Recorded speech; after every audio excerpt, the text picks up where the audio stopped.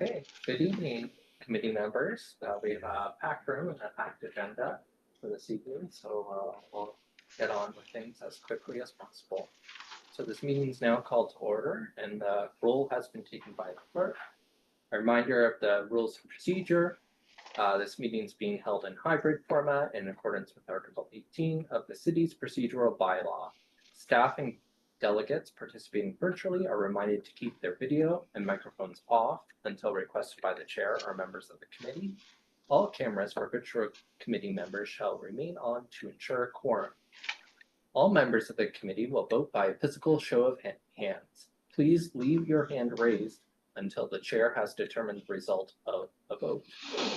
In the event of a connection or service interruption that occurs and affects quorum, we may recess the meeting for up to 15 minutes to regain quorum.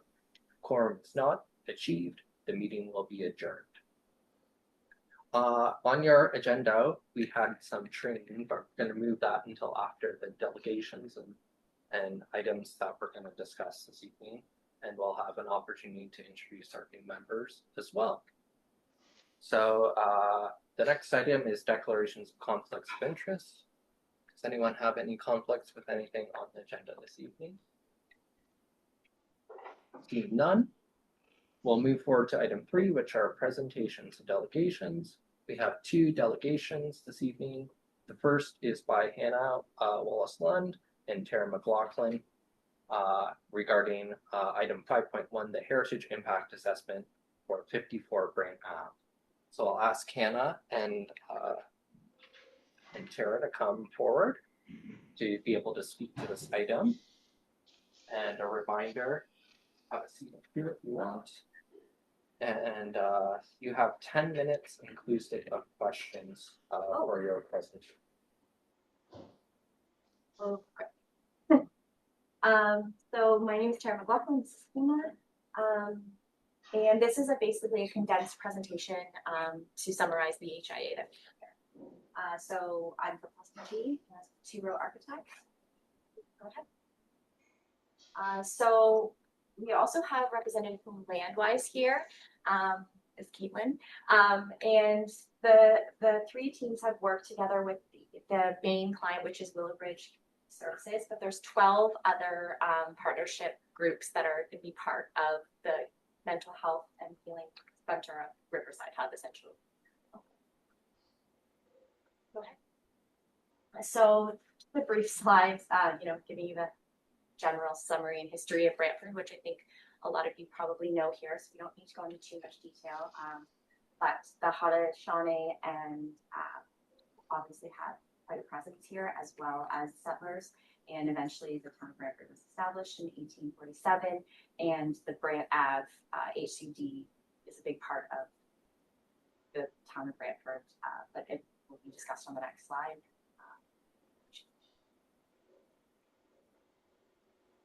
So it's a key entry point into the city, mostly residential in origin. The movers and shakers of Brantford, so 1870 to 1889 was the major historic building period in this along this HCD. So neoclassical, Italianate, Gothic, Queen Anne are the major styles, but it does kind of create this complexity of elevations in the houses. A lot of duplicates, mirror images, a lot of repetition, Bergerstone coins, porches, crestings, windows and door labels. So there were also a lot of balconies, as you can see, in porches that were actually added later, but were considered quite additive and helpful as part of the issue. Next slide. So this is an important diagram because the project that we're proposing at Riverside Hub is actually going to be kind of like an anchor along the streetscape. And these sort of main buildings or properties are what we might call anchors in the streetscape because they're quite large in scale. So we have obviously at the south end, the Armory. Across from the site, we've got St. Matthew's Church, although a little bit more modern, still is quite a larger building. We've got the Brother House and David Plu's house, which are both individually designated along the Armory.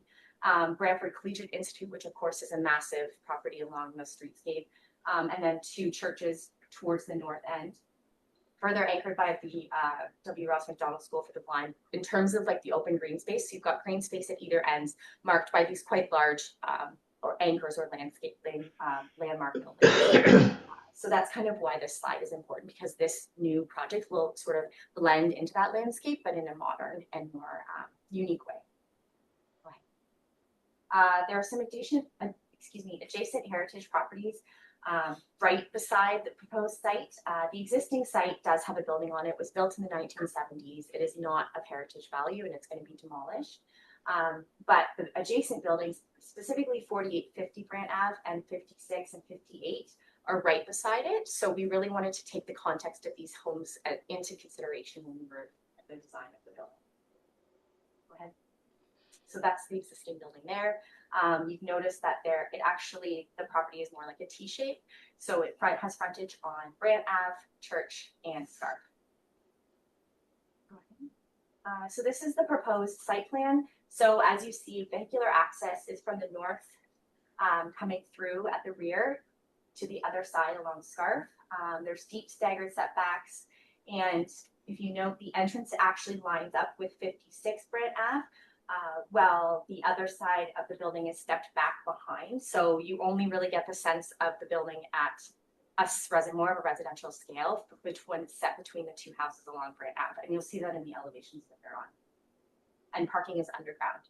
In the shadow study, we just included this to highlight that there really isn't a major impact on the adjacent properties because of the angle of the sun and where the building is located. Most of the shadows from this proposed building will be to the side and rear of the existing heritage homes, which there is minimal, but it's not like the building will be casting shadows directly onto the front elevation of the existing heritage houses, which we would not want. This is an important diagram because what we really tried to do in considering the design, and especially elevations, we looked at the adjacent homes and considered the fenestration, which is the fancy word for windows, and the way that the windows are basically aligned on the building. So there's a repetition and a rhythm to the windows, and there's a datum as well in terms of like the heights of the first and second stories. So you can see with the red lines and the blue sort of shaded areas, we've looked at the rhythm of the existing adjacent windows, which is quite, it's similar to a lot of the homes on the street. And we've sort of taken that rhythm and tried to incorporate it into the design of the new project so that it felt like it was considering them, but it's not the same, if that makes sense. So this is the elevation of the property, the building on the property in context with the existing two heritage homes and the third on the right. So you notice that it's 3 stories, but the third story at the street is actually glass. So it kind of helps it to like disappear into the sky. And then it steps up to 4 at the back. And this is sort of a development of the concept. We'll move into some slides and Hannah will speak to that. Sorry, you can keep it on that for now. So I'm not sure what the familiarity with wampum is here, but you've probably seen the flag of the Haudenosaunee Confederacy, which is the purple and the white, and that is a wampum belt that comes from. And the wampum are little shells made of quahog, and they're purple and white naturally. And these belts are used for Haudenosaunee to remember things. So events, treaties, histories, laws, stories. These belts have been used for hundreds of years. And the one that we referenced most of all in this project was the Everlasting Tree Belt, which you can see on the side there, far right. And it's called the Everlasting Tree Belt or the Dustpan Belt. And the idea there is at the founding of the Haudenosaunee Confederacy, all these nations were at war together and they came together and found peace. And a great tree was planted, a white pine, and under the tree was buried all the weapons of war. And so the white pine tree is the great tree of peace, and it represents that everlasting peace between not only the Haudenosaunee, but the Haudenosaunee and ideally everyone on Earth. And the dustpan portion of that is meant to keep the eyes of leadership clear. So that's kind of, you can see both, we tried to include photos that would give you the idea where we've tried to use the form of the wampum beads, the belt itself as design inspiration, as form, as color, as pattern, but also, you can go to the next slide now. This particular belt, which we think is very like appropriate, the symbology is very appropriate here since the idea of the Riverside Hub reflects these values of reconciliation, of unity, of mutual respect, and of coming together and kind of creating like peace in our own lives. So yeah, sorry, we don't have a lot of time, Yeah, but keep going. So yeah, that's where you see the kind of that idea there, a little sketch, very rough, but that incorporation of this symbol, we want it to be very present and very powerful. Go ahead. Yeah, those are just the enlarged ones of the forms of the beads. Next slide. And then, so I think there is one that we'll show it later on, but this was also, we did put together a bit of a planting plan here just to kind of plan the way that green spaces would be used around the building. What we wanted to do is create a really like naturalized environment of indigenous species as much as possible, kind of to encourage that, you know, the native species and the native pollinators, native birds and animals as well. So we wanted, that's why we are advocating for these types of plantings.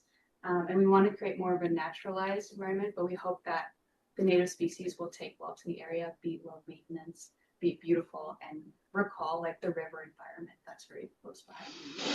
Go ahead. So at the moment, we're still exploring some material options for the cladding system. We're hoping for like a cementitious panel that could kind of represent like the wampum beads, and we're looking at various colors. Ideally, we'd like to use terracotta, but that's not really possible. And then the wood would be like the datum, or excuse me, the structural panels in between, and then the base is limestone. So again, tying back to the river. Go ahead. So now we'll just have a few perspectives showing that curved approach that we're taking that is definitely more of the indigenous architectural styles, but also takes a nod to the bay windows found on a lot of the residential homes in the area. So you do see some curvature, and you note there that the entrance lines up with the adjacent property, and then it sort of steps back, and you can see the datum lines lining up with the houses adjacent. You can go, yeah. This is a view from church looking into the parking, which is actually below, so it steps down, and you get some really nice grand views of the Grand. And also it allows for parking straight through, and the parking doesn't interfere with any circulation or access like on the main level of the site. Go ahead, there's just a few more. This is from Scarf Ave. Again, you can see that there is a little bit of a grade change, but there will be a terraced like sitting area, and then below is parking again from the other side. We're still working on this structural design and what that's exactly going to look like at the rear to reflect the everlasting tree. It's not exactly like this, but it'll be something, perhaps something more artistic and less of like an actual physical structural design on the rear, but you get the sense of what Hannah was speaking of.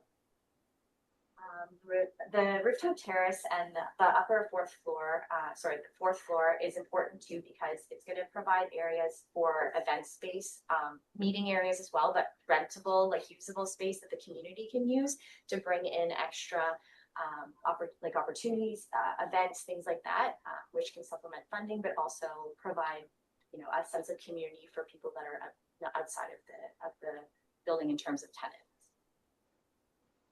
This is a view looking through the lobby. There is a transition obviously from parking up to the lobby. So that's provided. There's elevators and there's also stairs coming up. So coming in off of Brant Ave, you come into the lobby and it's kind of like a living space bringing you in. There's a cafe, there's sitting areas, and then you can also access the same lobby from below from the parking garage and out. Again, a view from the entrance area. Go ahead to the next one. Oh, that was a great presentation. Thank you very much. Are there any questions for the delegation? Dan? I have two questions. Yes, I'm sorry. Has the demolition been applied for? I don't believe so. Whoever owns it, do they own any other properties attached to that property? I'll let We you know. don't, that's our only site. Any other questions from members of? I have a quick one, maybe. Sure. Did you try and do research to find out what was there before that existed? We did actually quite extensive research. So Dan Wojcik, who's one of the partners of Prospici, and another gentleman, Nick, have been working on this quite a long time with Willowbridge and with Hannah. And myself and Nick have done quite a bit of research, and we have not been able to find a lot of information pre-1930s. We do know that it was a site for like healing, but there was a building there and then it burned down and then they built the new one. From some historical maps that we found, it looks like they're almost like drawings, and it kind of just shows that it's more just open land with some houses. There's nothing specific to that site. So. Yeah, good. I think it's a very good project. You've done a lot to incorporate the heritage aspects for Indigenous and local. So, yeah, thank you for presenting to the committee. Thank you so much for having us. Oh, Deb, sorry. Just a comment, it looks spectacular. It would be really wonderful to see it come to fruition. It's a very well considered replacement to that rather unpleasant. Sorry, but it came before Heritage Committee some time ago. They were gonna make changes to the facade. I don't know if. The existing building now? Yes, the Oh. existing building, and I often wondered, well, whatever happened to that? It's not often, I think, that we see application where this amount of attention to detail No. is brought into consideration. So I think that's something that should be applauded. Sorry, I'm on the other side of the comments. It's okay. So the last couple of years, we've tried to create 5 different heritage districts in Brantford. Okay. And I think that us giving way to this being demolished would go against what we're trying to do by creating more districts. Just giving the people faith in what we're trying to do with the districts to try and save the houses in the districts. I think that this may be the ugly sister of the street, but she's still in the family. And I would be totally against a demolition permit being approved for it. Okay. Well, that's the time that we have for that. Well, there'll be more discussion when we get the staff presentation. So you're welcome to sit, rejoin, and we'll be discussing this after another. Okay, like tonight? Yep. Oh, okay. Yep. So we'll move forward then to 3.2, which is Rachel Redshaw and Alex Walton. And they're here to speak about the Heritage Conservation Plan for 97 Wellington / 81 George Street. And a reminder, you'll have 10 minutes as well, inclusive of questions.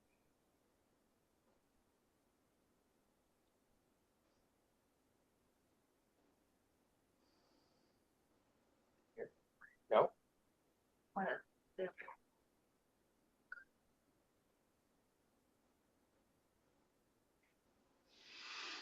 Go to the 3 buttons.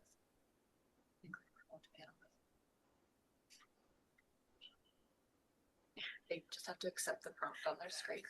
Delay there. Okay, I'm Rachel, there you are. We see you now. Through the chair. So good evening. My name is Rachel Redshaw.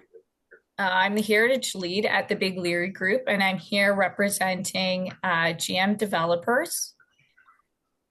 And we're not doing a presentation today. We are just here in support of. Rachel. Oh, you can't hear me?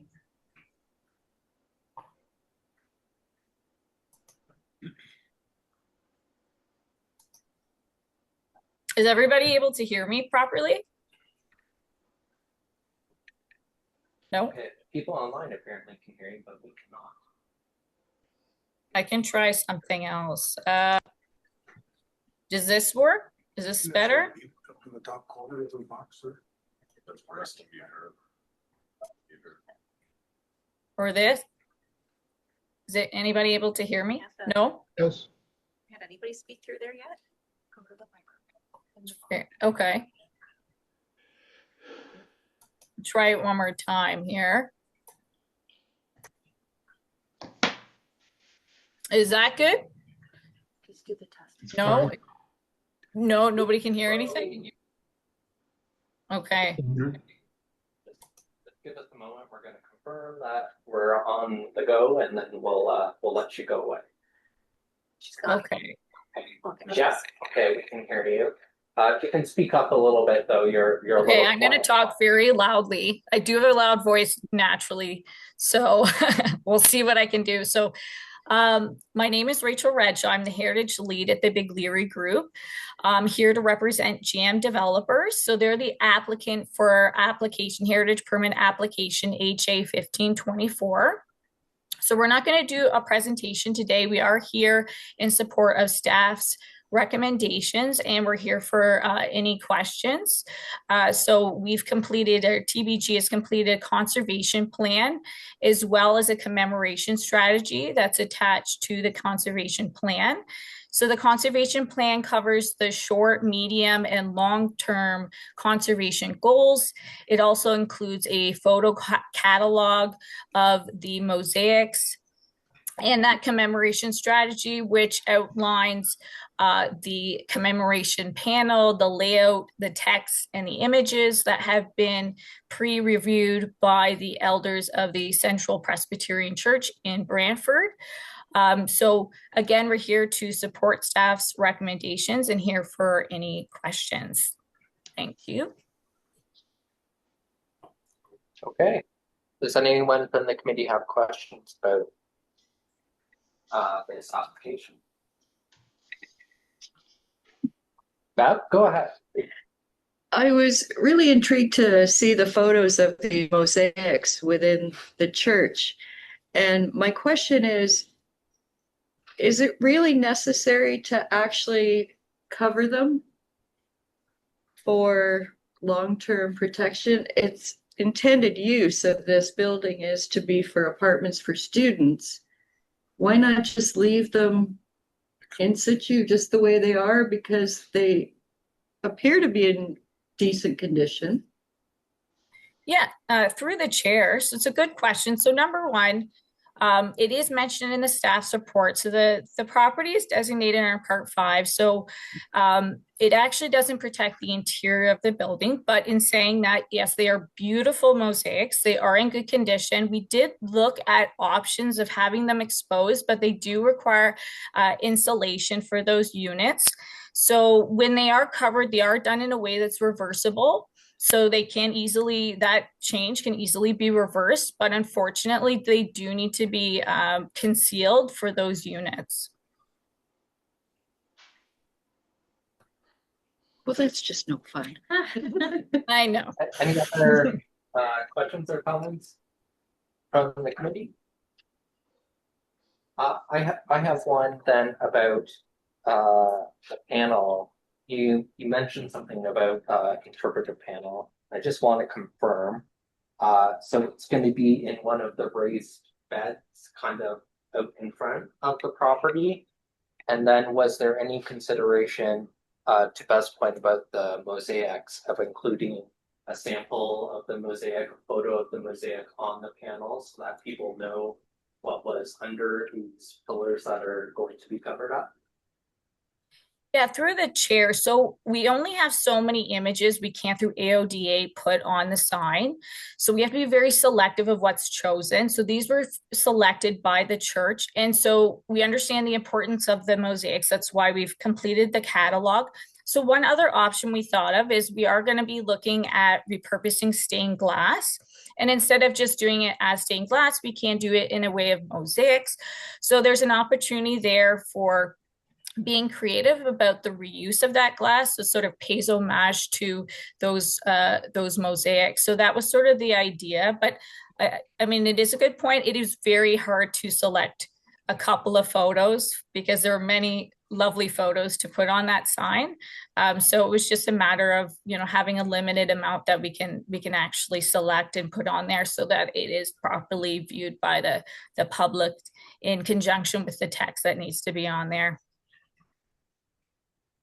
And then, I guess a final question, have you stopped getting pushback from the province about there being a cemetery on the site? I haven't, so we didn't deal with that. There may have been a previous consultant. So our TBG only worked on the conservation plan and the commemoration strategy. As far as I know from the site plan conditions that were in there, that had been resolved. So I believe that there hasn't been pushback, but I would have to get back to you to confirm that. Yeah, perfect. Thank you. Okay, if there's no other questions for the delegation, thank you very much. We'll be considering that item shortly. Okay, thank you very much. Michelle's not gonna. Yeah. Okay. So we're gonna move to item 5.1, which is the heritage impact assessment. So we have a motion there that the report be received and that the following comments be added. So if someone has a comment that they would like to add, then now's the time to do it. And we need a mover in a second. If there's no comments that we want to add about this, then we can just move to receive.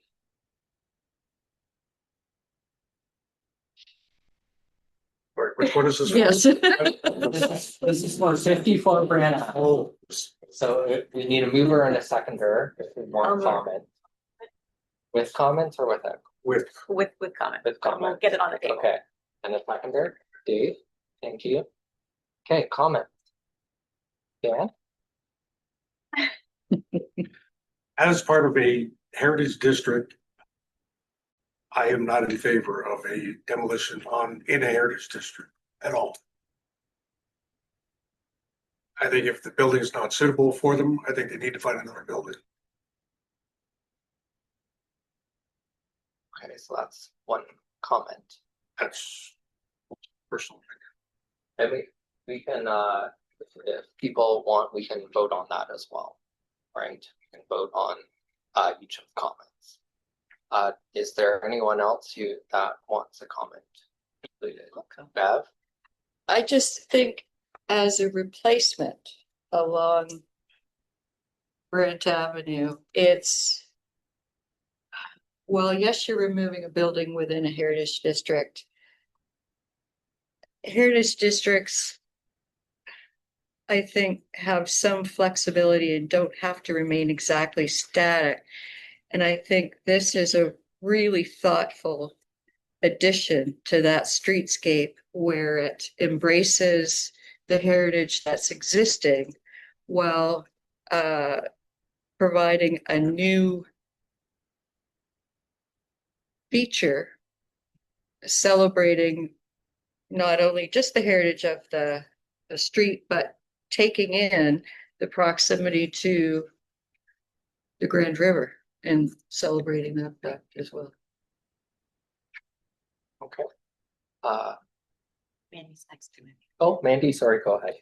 Yeah, I just echo some of the comments that Beth said, but I feel like, I think it's important that we don't decide that just because something's within a heritage district that we're so restrictive that they can't do anything. And I think that this does seem to be a good example of a very thoughtful project where they've thought through how it's going to impact the look and everything in the heritage district. I do think maybe there's room to maybe make some comments around somehow commemorating the existing building if we do go forward with this, or if there's pieces that can be kept or things like that to kind of acknowledge the heritage that is there. But I think I think they've done a good job of putting this together to be in a heritage. Thank you. I would concur with the counselor. It is a beautiful building, and it's true. Like Brantford's a very diverse population, and I appreciate that they're bringing in different aspects of its heritage.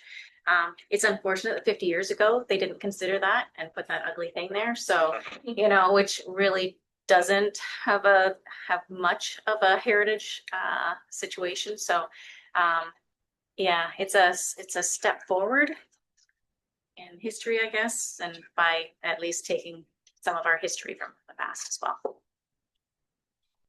Okay, thank you.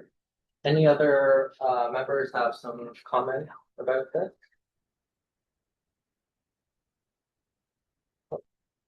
Maybe I will try and add a comment adding on what Councillor Samuel said. It would be beneficial perhaps in the lobby or some other space to have some kind of that history of the building and the site incorporated, so that it kind of speaks to that heritage element. Perhaps as well help the public when they look at the building and don't understand it, don't understand why it's there and why it's part of the heritage district, that it kind of tells that story and helps and helps along the way for visitors to the building, understanding why it is part of that heritage landscape. I'm gonna ask one question too. We didn't get a staff presentation, but by all accounts, like it's the lot coverage, like it seems like it's going from like a small building to like a much larger building. Like there's no issue with lot coverage, and I guess with Josh. They'll be to the chair. I think it covered, like that would be under site plan. Right, okay, well, that's all later anyway. Okay.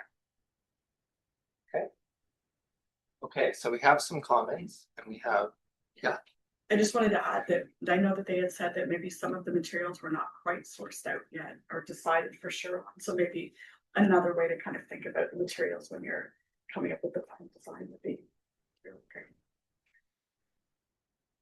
okay.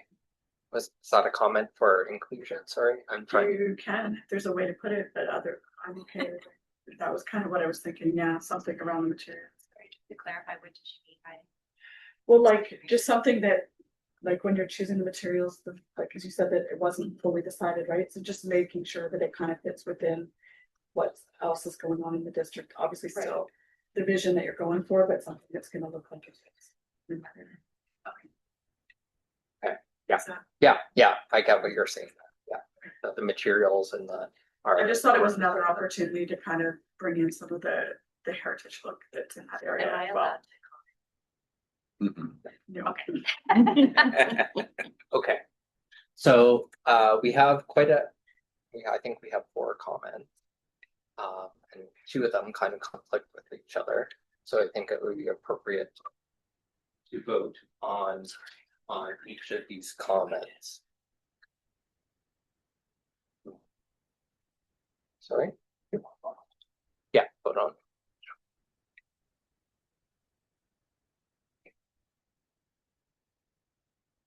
And are we able to see the comments so we know what each of them are as we vote on them?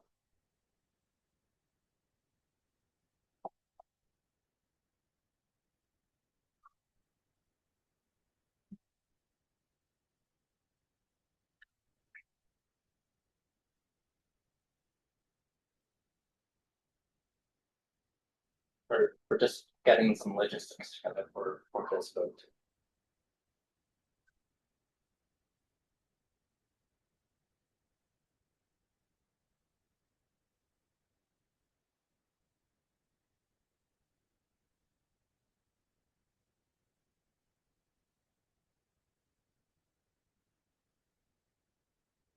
Okay, can everyone see that at home on the screen?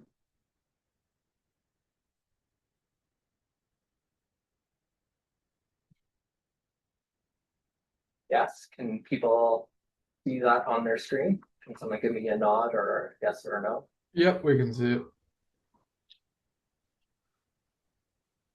Councillor Sullivan said yes. Okay, Councillor Sullivan said yes. Okay, perfect. Thank you. Thanks for the additional sidelights. So the first clause is recommends that part of a heritage district demolition is not supportable. So that is the first clause that we are voting on. All those in favor? All those opposed? I declare that defeated. The next clause, as a replacement building in a heritage district, the proposal embraces and celebrates the heritage of the street and the proximity to the Grand River. So that's the second clause. All those in favor? Thank you. Any opposed?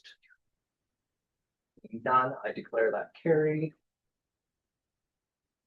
The next clause, encourage change within the heritage district when applicable, and a desire to acknowledge the heritage of the existing property. Is that clear for people? We amend that? Yeah. I don't want to encourage, No, I wouldn't have chose those words on it. like, or Yeah. welcome change. I don't know, is there another word for that besides encouraging? Support. Support. There you go. Yeah. Thank you. So much I change. think that's more along the lines of what I was trying to get at. Perfect. Thank you for clarifying. So support change within the heritage district when applicable and desire to acknowledge the heritage of the existing property. So that clause, all those in favor? Thank you. Any opposed? Thank you. I declare that carried. And the last comment supports the use of materials that reflects the heritage district and the neighborhood. Okay, all those in Councillor Samuel? Yeah, just, so, can you just tell me the one we just voted on back, can you just read it back to me? Because I don't think we've captured anything about the commemoration or any of that kind of stuff in any of these comments, unless I've missed it. Which, Did I miss it? Missed, no, but we've missed a lot of verbiage that we Yeah, were saying. We were commenting on the heritage and the cultural significance that has gone into the design.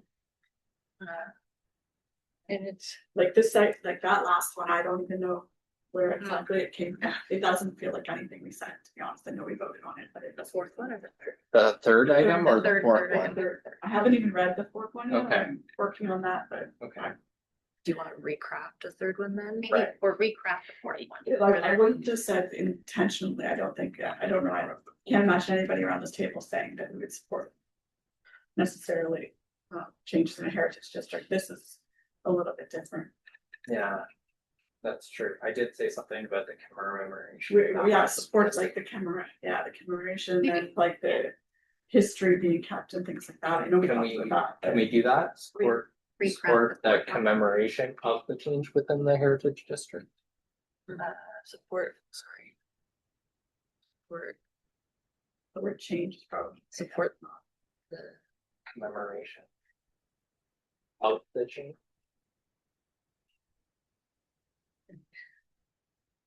Can we just take out the word change and say support the commemoration then? Yeah. And, you know, like remembering the history and whatever, but like not the word change. Sorry, I know we already kind of voted on it. Didn't feel right. Nathan, can I? Yeah. It just feels as though it's coming up short to me in how careful this design has been considered in taking into account the rhythm of the window placement. So it's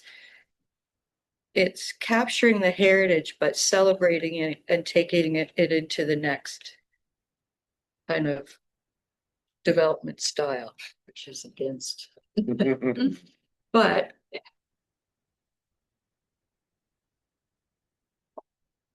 to work together often. So I support don't know how. support the commemoration of the existing building captured through design elements. Design, yes. Design. are people happier with that verbiage or the sounds of it? Looking around the table. Nods on the screen. Okay. Okay, so we'll vote on that change to. Should we add within the heritage district so that it captures that?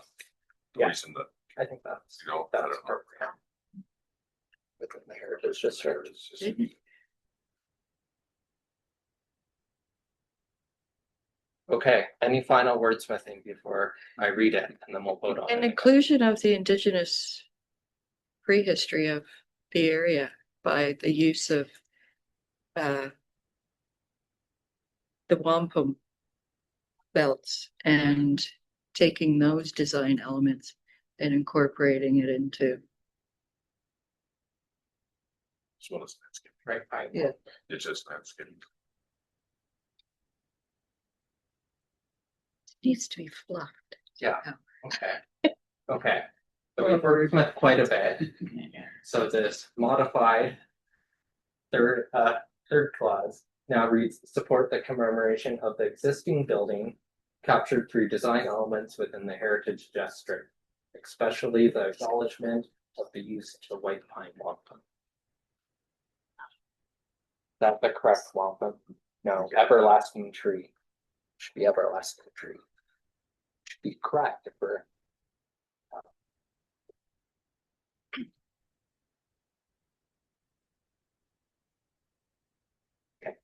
perfect. So everyone's clear about this third clause now. Yes, okay. Those in favor? Thank you. Any opposed? Thank you. I declare that carried. Now moving on to the fourth clause. Does this accurately capture what you're going for? Councillor Samuel? Yeah, I think as long as everybody else is comfortable. Good. Okay, so the fourth clause supports the use of materials that reflects the heritage district and the neighborhood. All those in favor? Thank you. Any opposed? Okay, I declare that carried. Now, do we vote on the whole thing together? Yeah. Okay. Now we're going to vote on the receiving and those three comments that passed. Okay, all those in favor? Thank you. Any opposed? Thank you. I declare that carried. Okay, thank you for that mental gymnastics there, keeping us all on track. Thank you. And thank you to everyone who attended this evening for that item. Good luck. We'll now move on to item 5.2, which is the Heritage Conservation District plan for 97 Wellington / 81 George. Patrick, you can do it. Okay, Patrick Good is evening, here. Chair, members of the Give us a committee. brief little presentation. I just want to confirm everyone can hear me. Just wait a second, Patrick. We're having problems hearing you again. And I think it's on our end.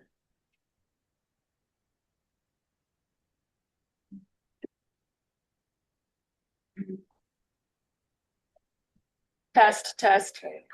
Can you try again, Patrick, for us? I just want to confirm, can everyone hear me? Yes.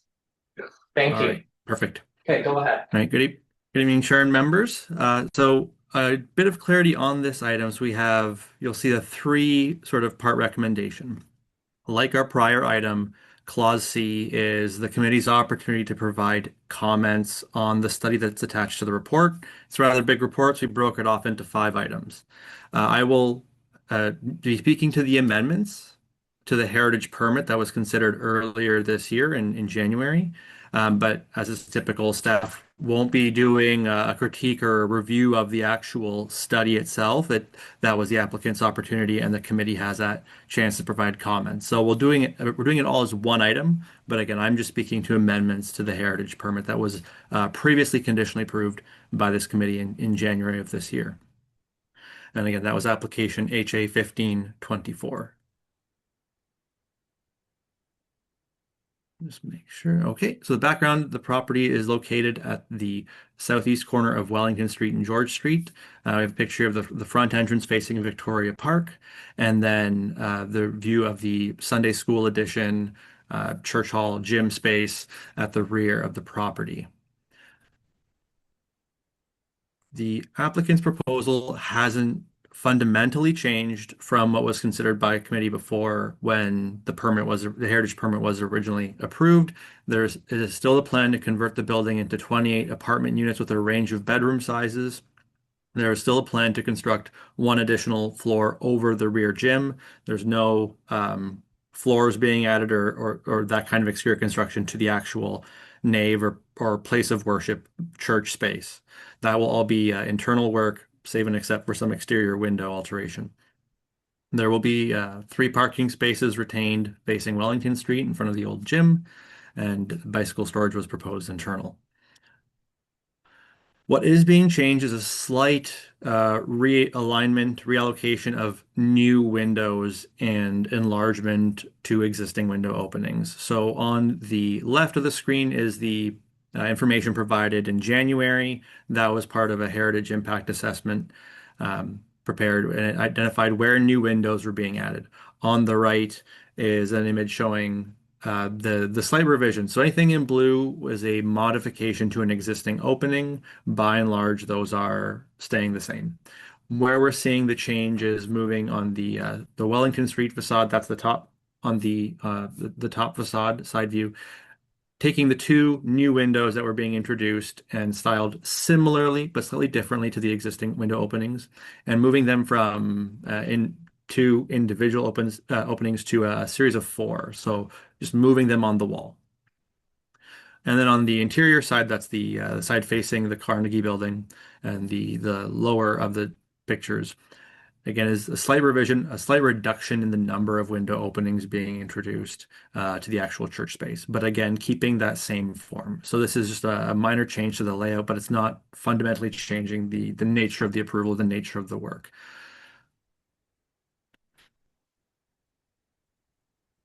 Sorry, just having a bit of lag on my end. One matter that got revised through the applicant's work on their site plan application after the January approval was considering the pedestrian movement on the site. So the green space to the rear of the gym is going to be an amenity space for tenants in the building. In the original proposal, the walkway or the access for tenants would be out the doors facing Wellington Street, down the side or rear of the gym, and then into the amenity space. That put them in conflict with potential waste vehicles picking up waste from a dumpster enclosure, and the loading space, which is shown there in the excerpt. What the applicant is proposing to do is to change from a standard dumpster in a fenced enclosure to specifically more like the Moloch brand of their in-ground waste enclosure. So they're rather deep, but they can be screened with a variety of styles. The company advertises them as, by using sort of the deep well, the more stable temperature can actually keep odors down. They're always covered. Again, a variety of screening options are available. The ones shown here are actually in I believe a European downtown Main Street setting. And there's just an image there of how these Moloch bins are emptied. So the waste is not visible. It's not garbage bags piling up. It's a deep system that a small truck with a small crane can come, lift the waste bag out of the enclosure and dump it straight into the truck with a minimal, if any, mess. The video that screenshot is taken from shows approximately 1 or 2 minutes that the garbage can be emptied and the truck can be on its way. So this is an improvement, let's say, over curbside pickup, where a garbage truck might be coming down the street at some time in the day and garbage is piled up outside. So this will keep everything contained. And it is being located on the Wellington Street facade, well back from the relationship with the park. This is also a system the city has actually used in the downtown, again, to help with garbage, hiding and minimizing the presence of waste. But it is moving to a street-facing yard, but it will result in better and safer pedestrian access to the rear to the amenity space. And then lastly as was discussed when Rachel was speaking, the again, agent for the owners, the interpretive or commemorative sign plaque as requested by the committee talking about the history of the original church is proposed to be located in the front yard near the front entrance facing the park. We had a bit of back and forth just discussing the best possible location. We always wanted it to be a public facing, easily accessible, location on the site where members of the public who are walking by could read that information. So these are pictures, as we're discussed, chosen by the congregation and approved. They show the original church and the damage and how extensive it was. And again, it's proposed that some of the stained glass, which does need to be removed from the church windows for building code compliance reasons, will be used in the sign and will stay on site. The history was researched by Rachel and the team at Big Leary Group, and then finally approved by the church congregation. At the time of the original approval, there was no explicit commemoration strategy, and the location hadn't been finalized. So we're bringing this back so that the committee can see where the final and recommended location is. It's not explicitly a sign under our sign bylaw. It's not advertising a business. It's just commemorative information, but we're treating it, again, signs are traditionally requiring a heritage permit, so we're providing this to the committee to see. So that concludes my overview of the we consider them really minor amendments to the overall concept and the development proposal. Staff are recommending that those amendments to the original January approval be approved by committee through delegated authority. Staff don't feel the need for any additional conditions of approval. And then the committee has the opportunity to provide any comments on the conservation plan for staff's consideration. So that concludes my presentation. I'm happy to answer any questions from the committee. Perfect. I see Councillor Sullivan has a question already. So you want to go ahead, Councillor Sullivan? Thank you, Mr. Chair. Through you to Patrick. The mullocks, is there any reason why we went with the mullock system as opposed to going with earth bins? I can't speak to, I guess, specific brands, but functionally they are a deep in-ground system, again, which can be contained and then emptied relatively quickly. But we don't recommend or endorse certain brands. This is the brand chosen by the applicant. It's not about a brand. There are actually two different systems. They both go in the ground. However, mullocks are very messy. People put fluids into mullocks and they leak out as you're dumping them. If the service provider truck breaks down, it's a specialty truck that not everybody has. So getting service could be questionable. Earth bins, on the other hand, are serviced by front end trucks, which every supplier has multi of them. And they go in the ground the same way, but they're in a hard plastic tub and nothing leaks out. I would like that to be put down as a comment, as a better recommendation, considering this is a heritage building. Okay.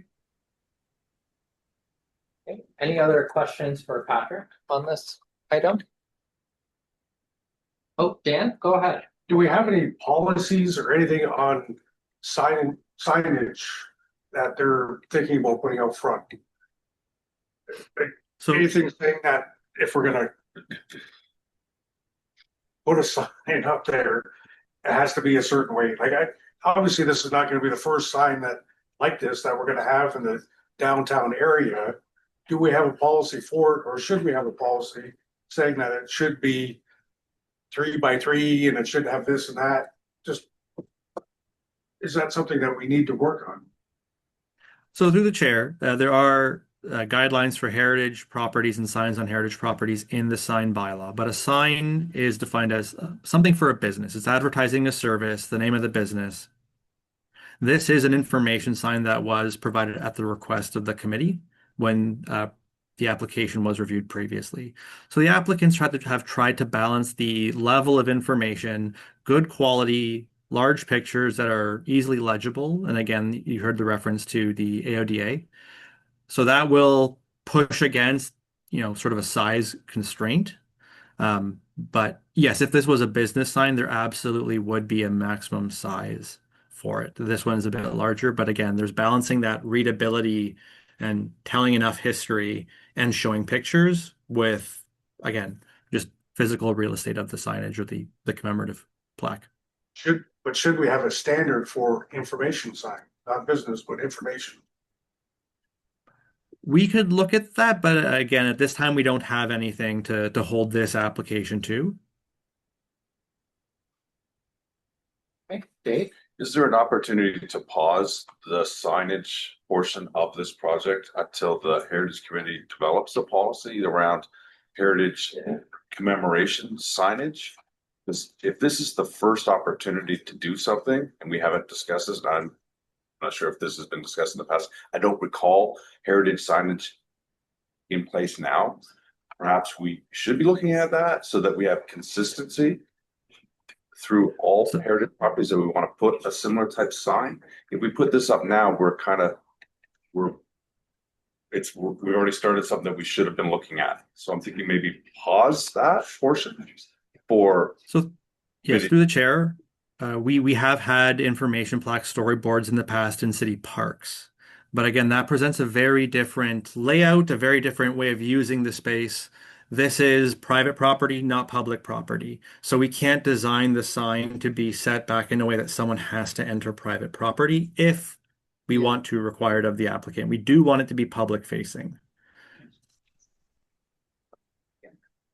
Just on that, like I think something has been raised here about the potential for signage like this happening now or into the future, and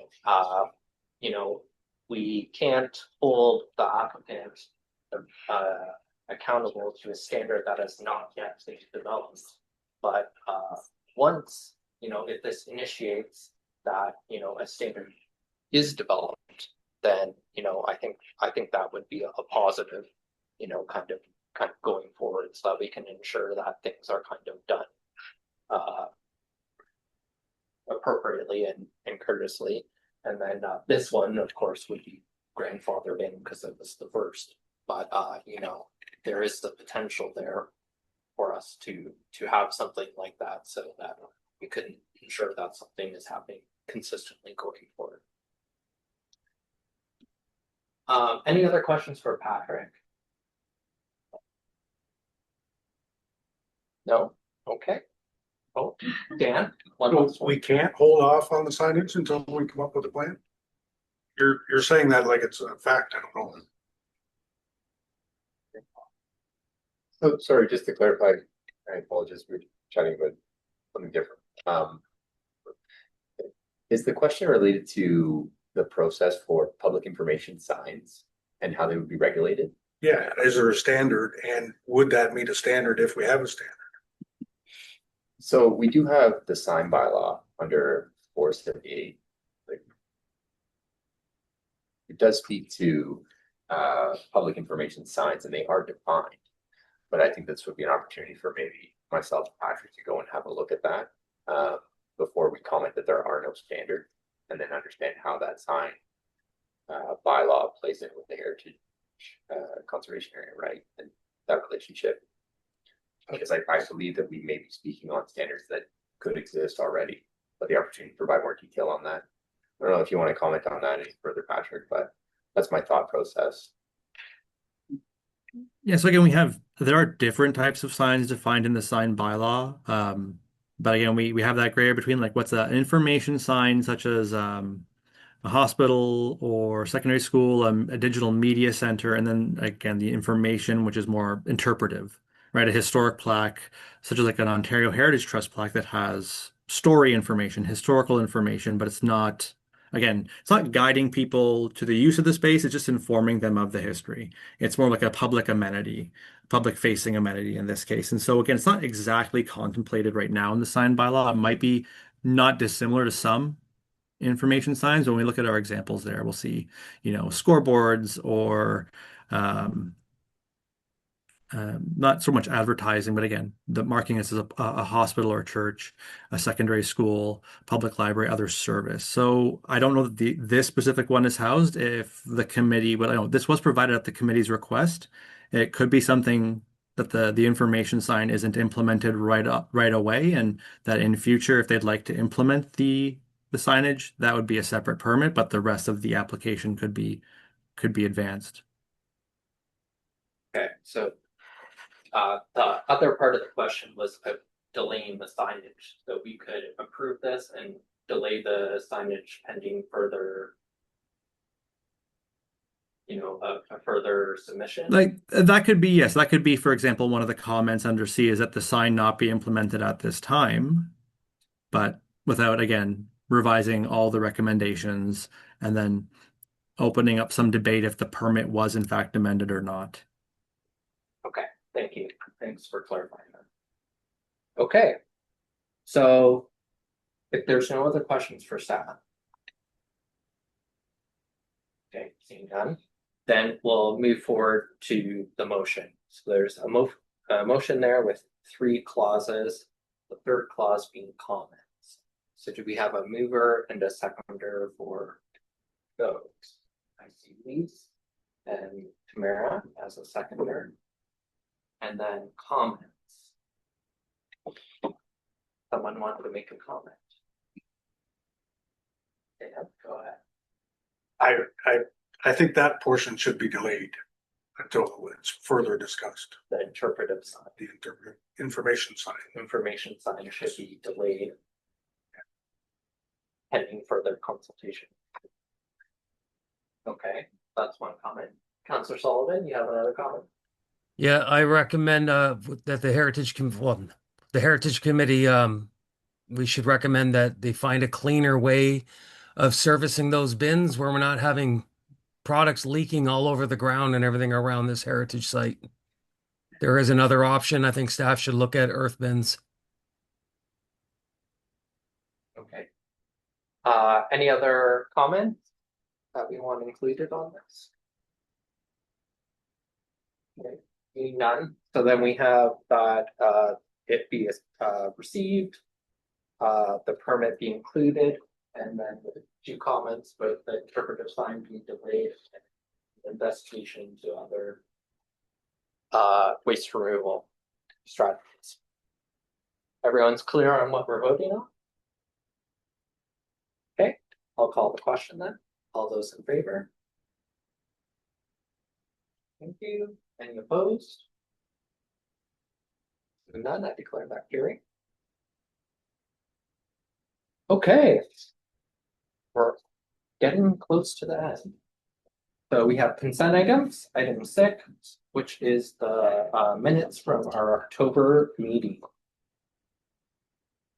Scroll my package. Did anyone notice any errors or omissions that need to be included in the minutes? Seeing none, I'll call for a mover and a seconder to approve the minutes. Dan, seconded by Dave. Any discussion on the minutes? Seeing none, all those in favor? Thank you. Any opposed? No, I declare that carried. We'll move forward into our training that we delayed, but first I would like to, normally we introduce ourselves for new committee members so that they're able to understand who we are. Councillor Samuel, do you want to do a quick introduction for yourself before you leave? I'm Councillor Mandy Samuel, Ward 5 City Councillor, and happy to be on the Heritage Committee because I love Heritage. Yeah. Perfect. Thanks, Councillor Samuel. And like, if you have any specific, interest or expertise in heritage, feel free to add that in. So we'll continue around the table. I guess we'll go to Trish next. Kelly, I'm the Development and Marketing Manager with the Woodland Cultural Center, and I'm the rep for the Brant Museum and Galleries Association. Great, thank you. We'll go to staff too. We'll include staff in this. My name is Lisa Madden. I'm one of the committee coordinators in the clerk's office, and I'm just here tonight to help with some training. I'm Corey Osmond. I'm the committee coordinator for the Heritage Committee. I'm Nathan Etherington. I've been the chair of the Heritage Committee since 2017. I think it's time to call it quits. And I've been We didn't have for that. I've been an expert in heritage research and heritage preservation in the city. We'll continue around the table.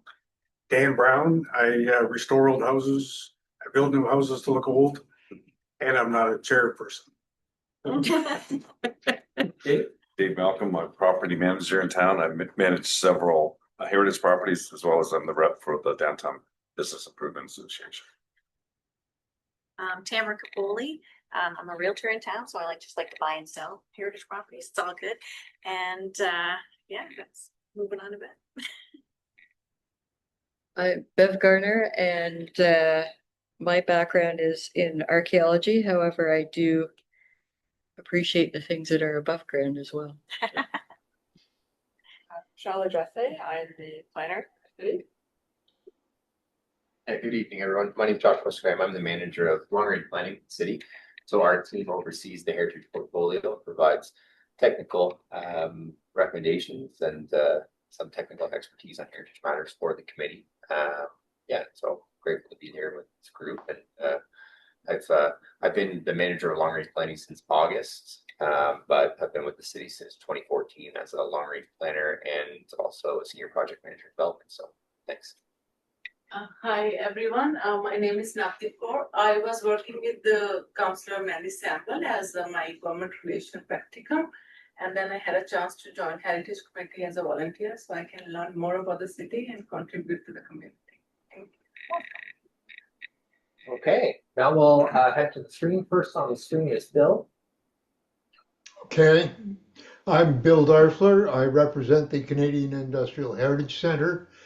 I've been a past chair, co-chair of the Heritage Committee a long time ago. Okay, thanks, Bill. Lise, you're next on my screen.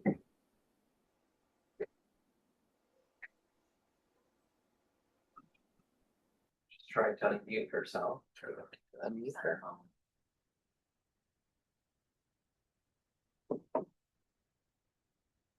Let's see if we can. There you go. Go ahead, Lise. Lisa Marie Jansen. I'm vice chair of our Brantford Heritage Committee. I've been on our Heritage Committee since 2011. I'm passionate about built cultural natural heritage. I'm also vice chair of a Brant Historical Society, and I've been on the society since 2018. And I'll just leave it at that. Very happy to be here. Okay, Pat, you're next on my screen.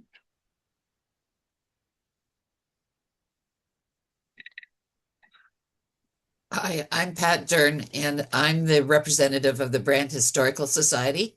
And I'm just really interested in preserving the heritage of our city. Thanks, Pat. Councillor Sullivan. Hi, I'm Councillor Sullivan, Ward 1. This is actually my second time on Heritage. First time was actually as a citizen before council. I'm all in favor of development, but as long as we do it heritagely responsibly, and I'm a firm believer that none of us are as smart as all of us, so we all have very important thoughts and sights on this. Thanks, Councillor Sullivan. Jordan. Hi, I'm Jordan Shear. I work in technology, but I'm interested in heritage and being more involved with the Brantford community, so I signed up for the committee. Thanks for introducing us. Okay, over to our committee training. Lisa. Through the chair, I believe we are going to start with some planning training from Michelle. Okay, so welcome everyone. Today's presentation will provide an overview of your roles, responsibilities, and the processes under the Ontario Heritage Act.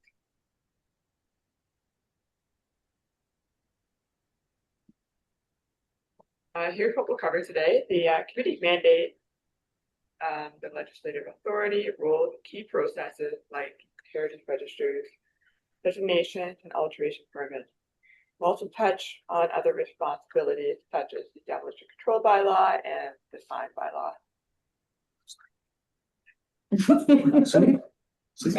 Sign bylaw. So the committee's mandate is outlined in Chapter 26 of the Municipal Code. Your role is to advise council on heritage matters and promote heritage conservation in the community. This includes education and creating a positive environment for heritage conservation. So you will also abide on the protection and enhancement of heritage through design guidelines and policies. Another key responsibility is maintaining the register of properties of heritage interest, which is approved by council.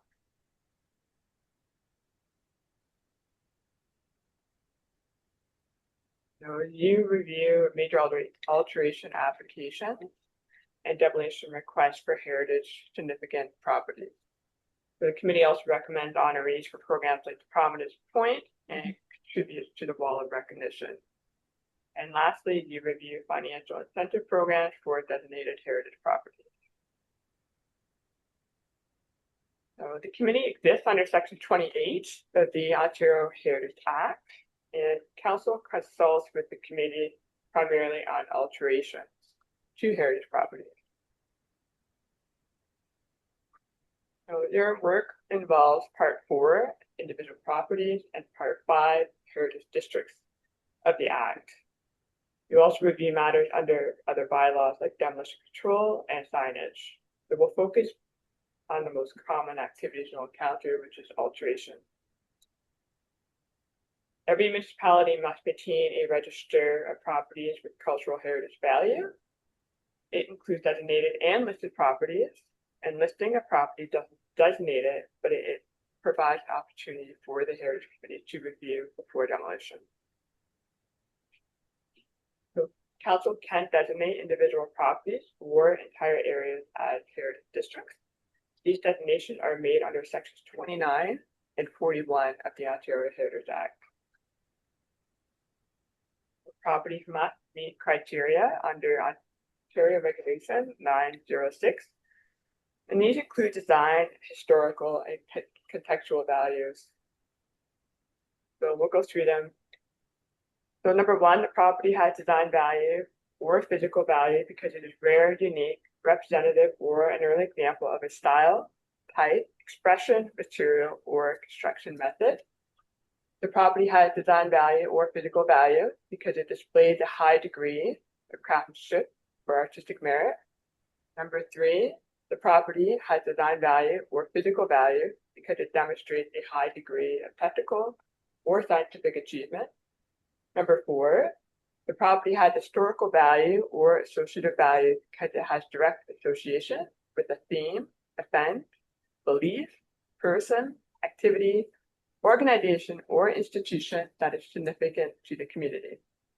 Number five, the property has historical value or associative value because it yields or has the potential to yield information that contributes to an understanding of a community or culture. Number six, the property has historical value or associative value because it demonstrates or reflects the work or ideas of an architect, artist, builder, designer, or theorist who is significant to the community. Number seven, the property has contextual value because it is important in defining, maintaining, or supporting the character of an area. Number eight, the property has contextual value because it is physically, functionally, or visually, or historically linked to its surroundings. Number nine, the property has contextual value because it is a landmark. Creating a district requires creating a bylaw and a district plan. So the plan sets objectives, heritage value, and alteration guidelines, and public consultation and committee input is essential.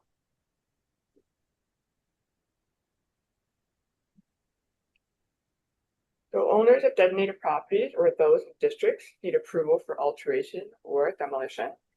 In Brantford, staff handle approval, but major alterations come to this committee for review. And this process includes site visits, reports, presentations, and recommendations.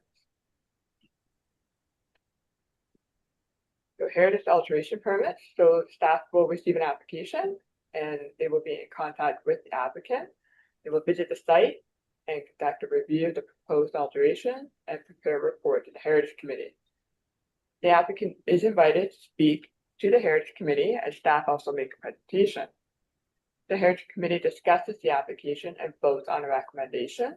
And if it is to approve, then the permit is issued. If the recommendation is to deny, then the permit is reviewed by council. So the demolition control bylaw prevents the loss of older residential buildings that have historical value.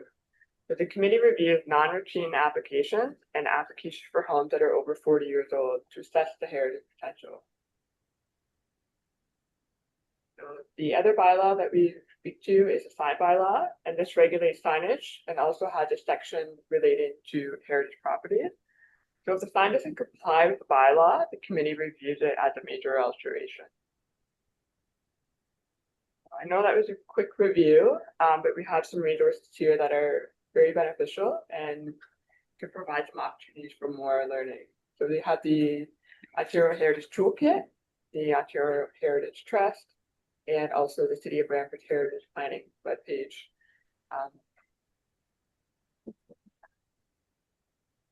And then we have staff members as well. So Corey is your main contact for clerk related, and I'll be your main contact for planning related. If you have any questions, I'd be happy to answer.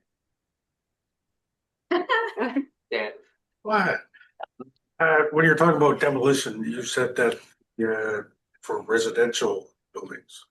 Does it just specify residential, or is it just any building designated or listed in general? Okay, so through the chair, the demolition control bylaw is to prevent the loss of residential units. So it's just for residential.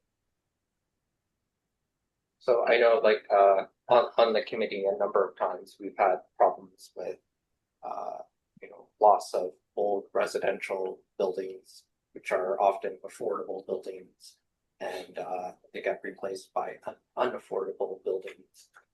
So that has been something that has been, I know, a concern for a number of years on the Heritage Committee. Anyone else have any other questions for? Okay, Dan, keep going. So if a commercial building on Brant Ave demolition permit comes into for it, it doesn't come with the Heritage Committee. And through the chair, that's correct. If it has no residential units, not required under the demolition control bylaw to submit the Schedule D form for that purpose. Even if it was a residential building at one point, but it's no longer a residential building. Gray's showing.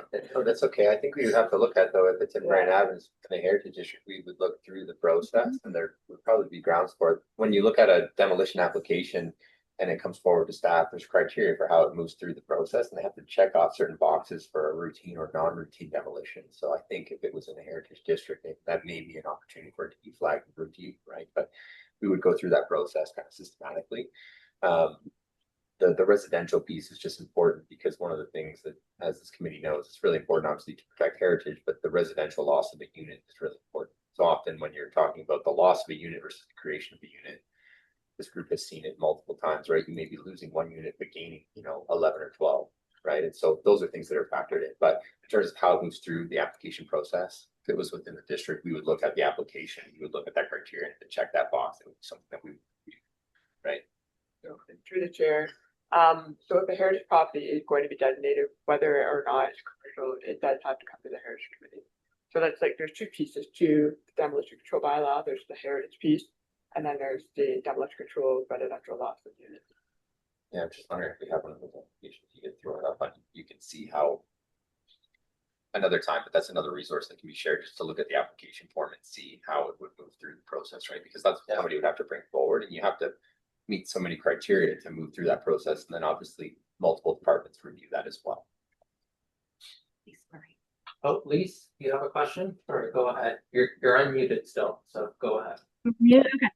I was just curious in regards to our roles as a heritage committee. We're all Ontario heritage committees are governed under the Ontario Heritage Act. But in regards to us, is there anything maybe other than the sign bylaw that Brantford, it's very specific, Brantford does differently or has chosen to make something different? Do you know what I mean? I froze. Through the chair, the Ontario Heritage Act is pretty specific of how roles are delegated, and it's up to the council of that municipality whether they keep that delegation authority to themselves, council, or they delegate it to a heritage committee. So the city of Brantford is quite large, so we have the opportunity to have a heritage committee. Smaller municipalities don't have that benefit. So I think it's kind of based on the size of the community and also what council decides and how they follow the Ontario Heritage Act.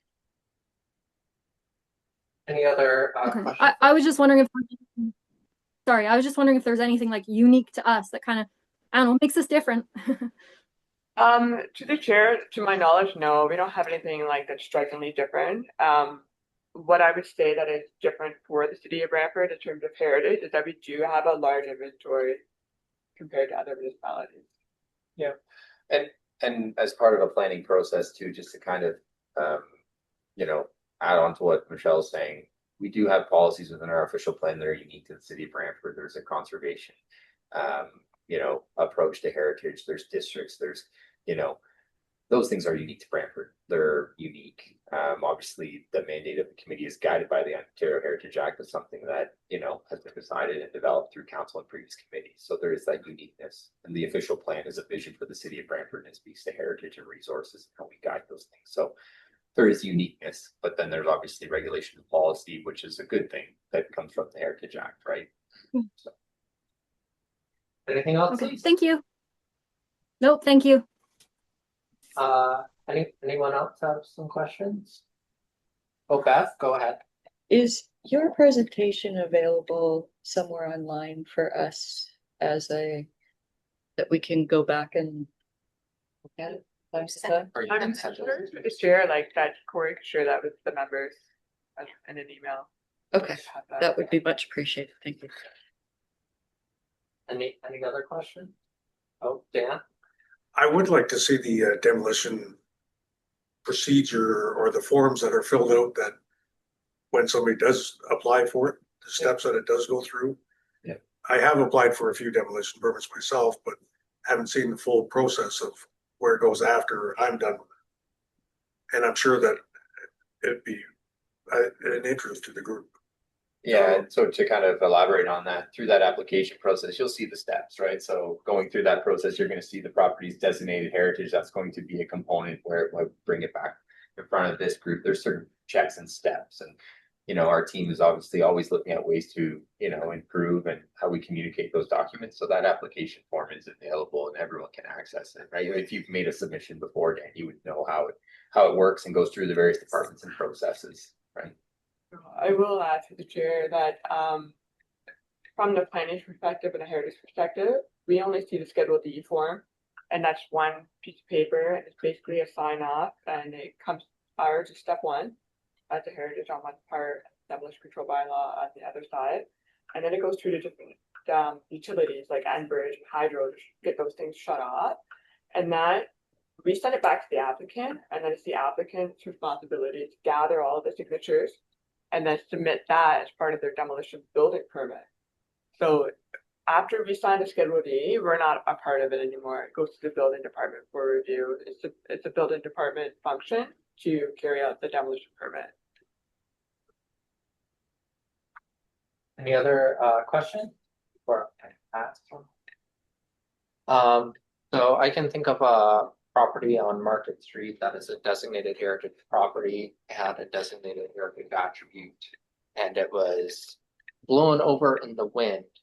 And I highlighted it to staff, and then it was removed from the building. So how does the Heritage Committee ensure protection of a designated heritage attribute when it is removed from the building without permit or a heritage application?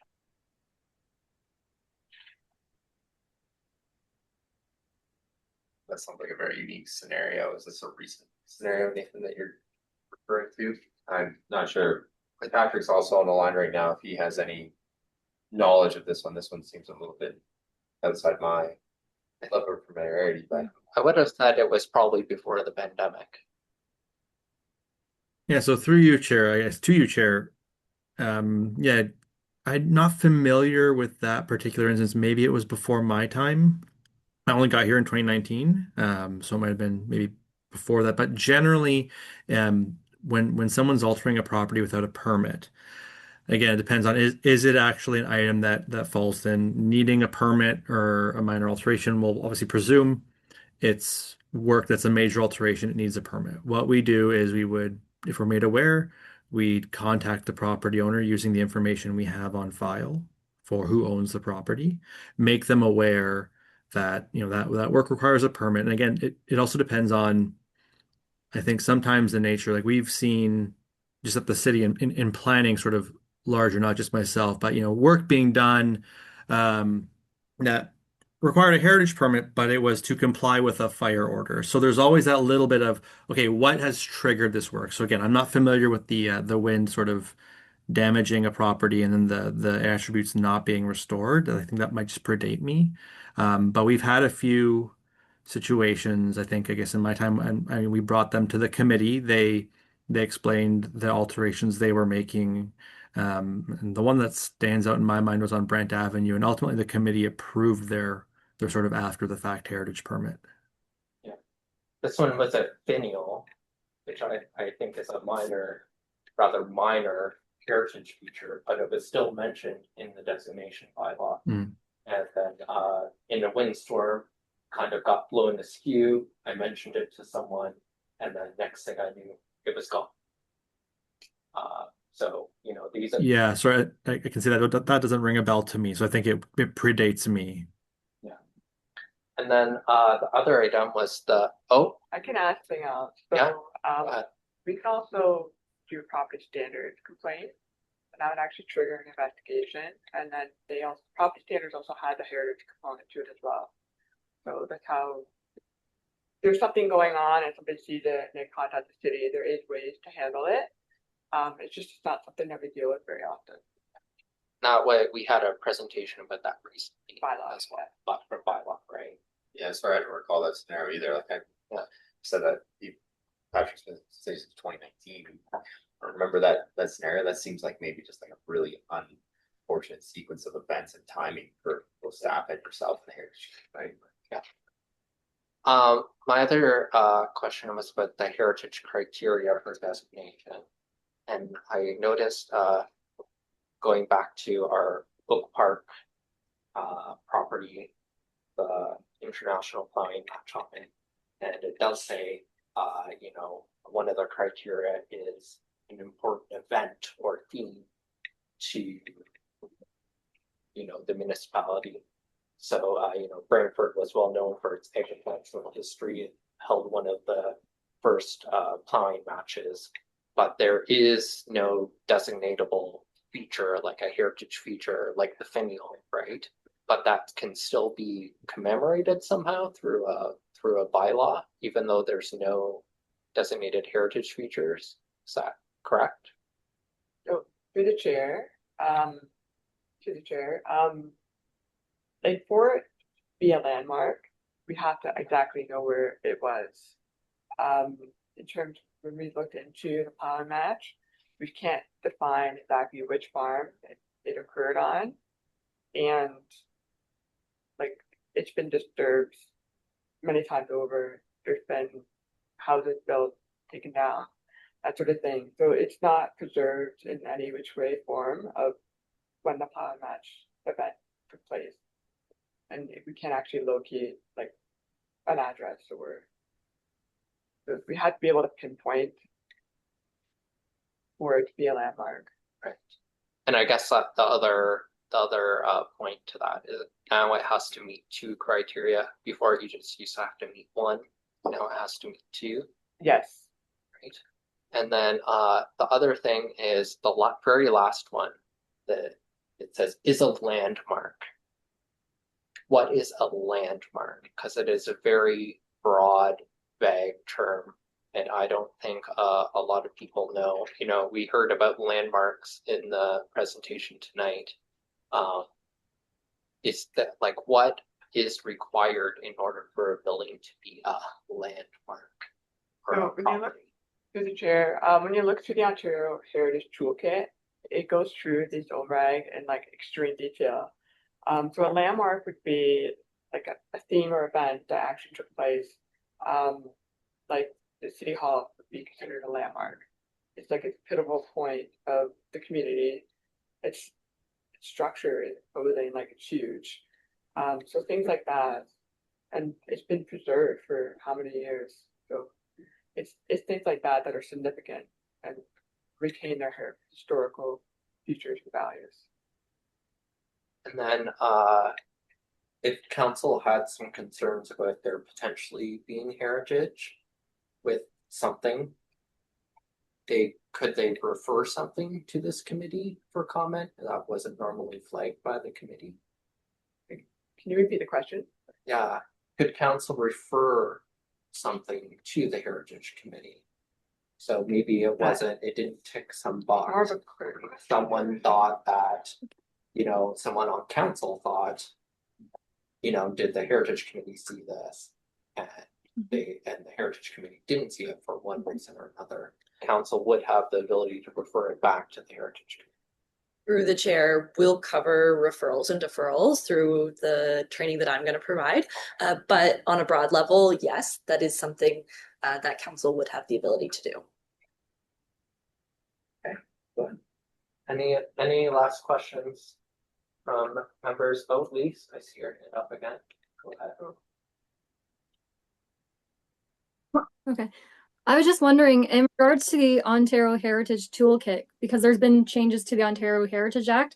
So the one they have now is the updated one, I would hope. And what I'm wondering is, when I took a heritage planning workshop back in 2011, each member that took that workshop, we had a physical copy given to us of the toolkit. So I know it's available online, but I'm wondering if there's a way, because we're on Heritage Committee, or if you happen to know if there's a way we can get a physical copy of it. I like to have physical copies of things, especially because it's been revised. Through the chair, I can't speak to that because we did have an old physical copy of the original toolkit. I haven't seen any indication that the new one would be in hard copy. But I also did see some comments from ministry staff recently in the fall that they were working on one outstanding component, which was heritage resources in the planning process. That one is not currently reissued, but I was told at a recent conference that they were working on it, hopefully having it out for 2026. So that could be something that just members who are interested, keeping an eye out for it. It might be something that they come out with in the future. And if we know as staff, we can certainly let the committee members know. All right. Thank you very much. Okay. Over to Lisa. That's just what is there, Oh, sorry. Is there a copy at the library of the toolkit? Does anyone know? I don't share. It's been recently updated. So I'm not sure if there is one. But it's hefty. It's a multi-volume. Through the chair, if was presented sorry. like, yeah, go ahead, Patrick. I was just going to say, I'm sure the Brantford Library has one, but it would be the dated document. I tend to think that any updates would come through like a PDF, just knowing the way that information is shared today. But I think it'd be, great because that toolkit that Patrick's referring to, since my time at the city of Brantford, has sat in the long range planning department and is a really cool kind of, box and set and unit in terms of the way that you access heritage information. I just don't know that they would come up with another hard copy. Yeah, I remember seeing it in old city hall. Yeah. But like Patrick said, like a PDF copy does become available for print. For sure. You can provide that. For sure. Okay. Any last questions? Probably turn it over to Lisa. Okay, Lisa, go ahead. Okay. So good evening, members of the committee. As I said, my name is Lisa Madden, one of the committee coordinators.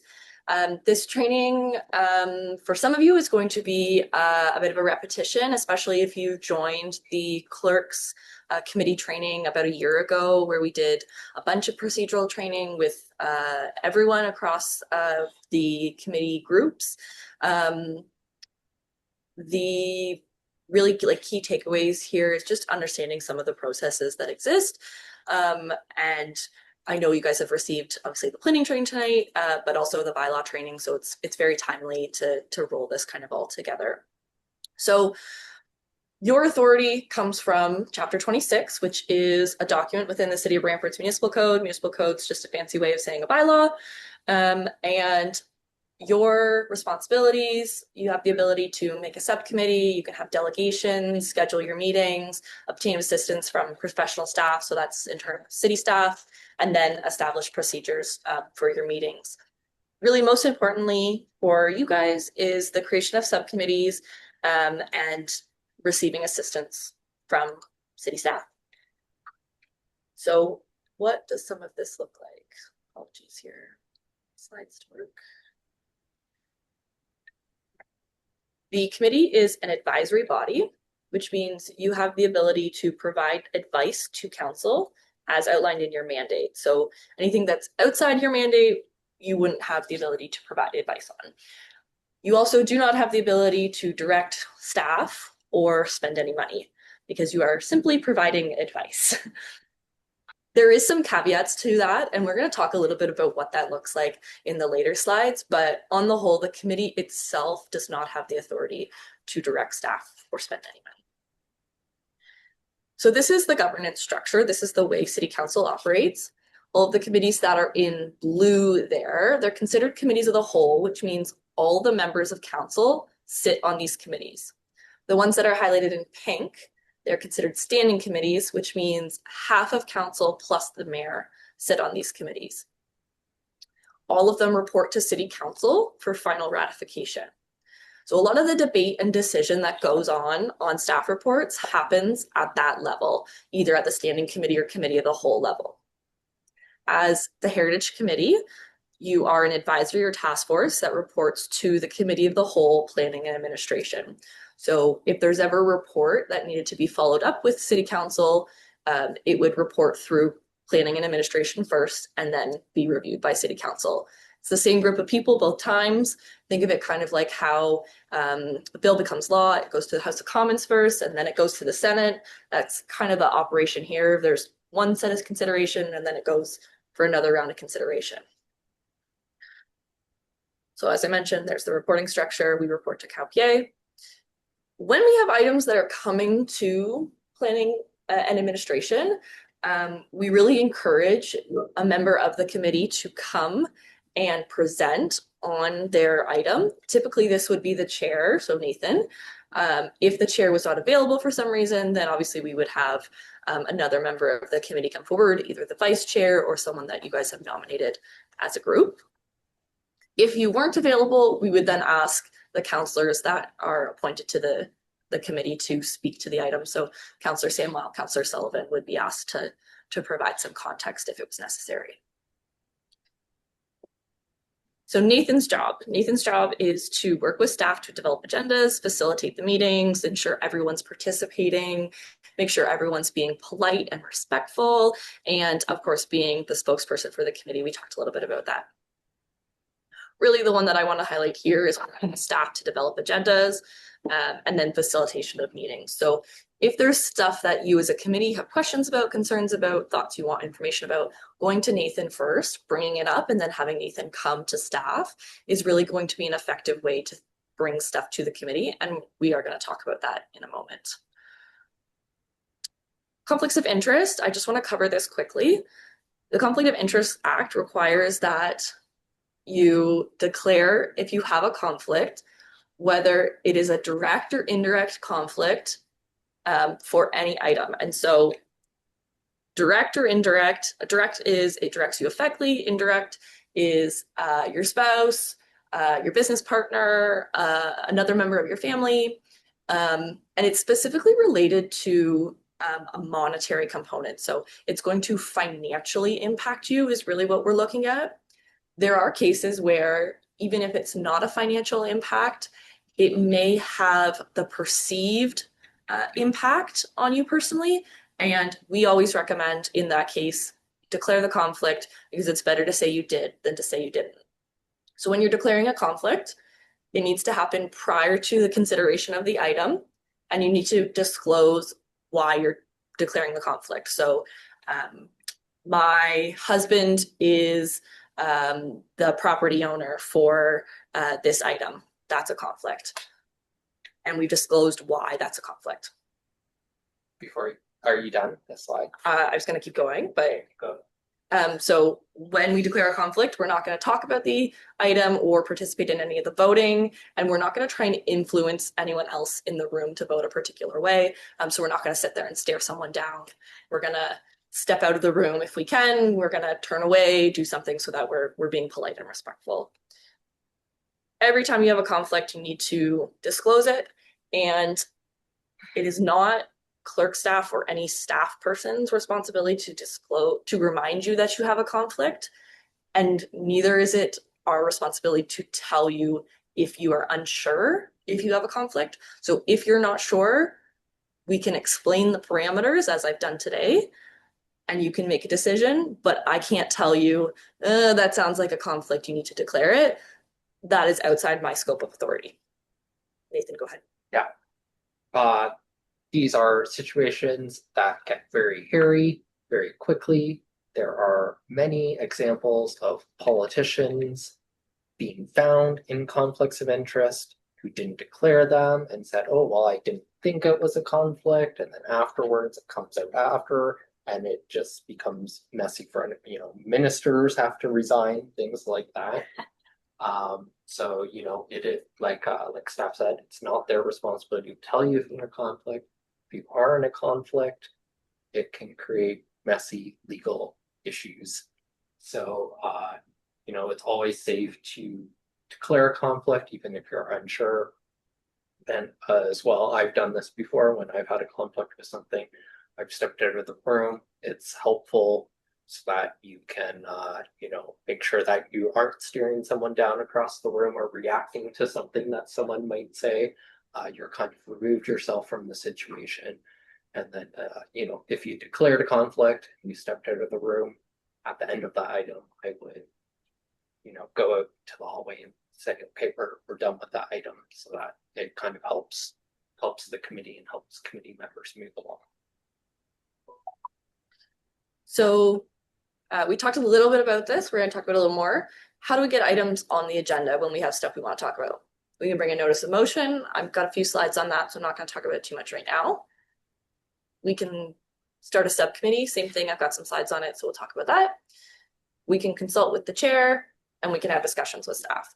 So consult with the chair. I covered this a little bit, but the idea is that you bring it to Nathan, and Nathan has the ability to work with Michelle, with Patrick, with Josh, to try and come up with something that is helpful for the committee to see or to look at if you have questions and concerns about something.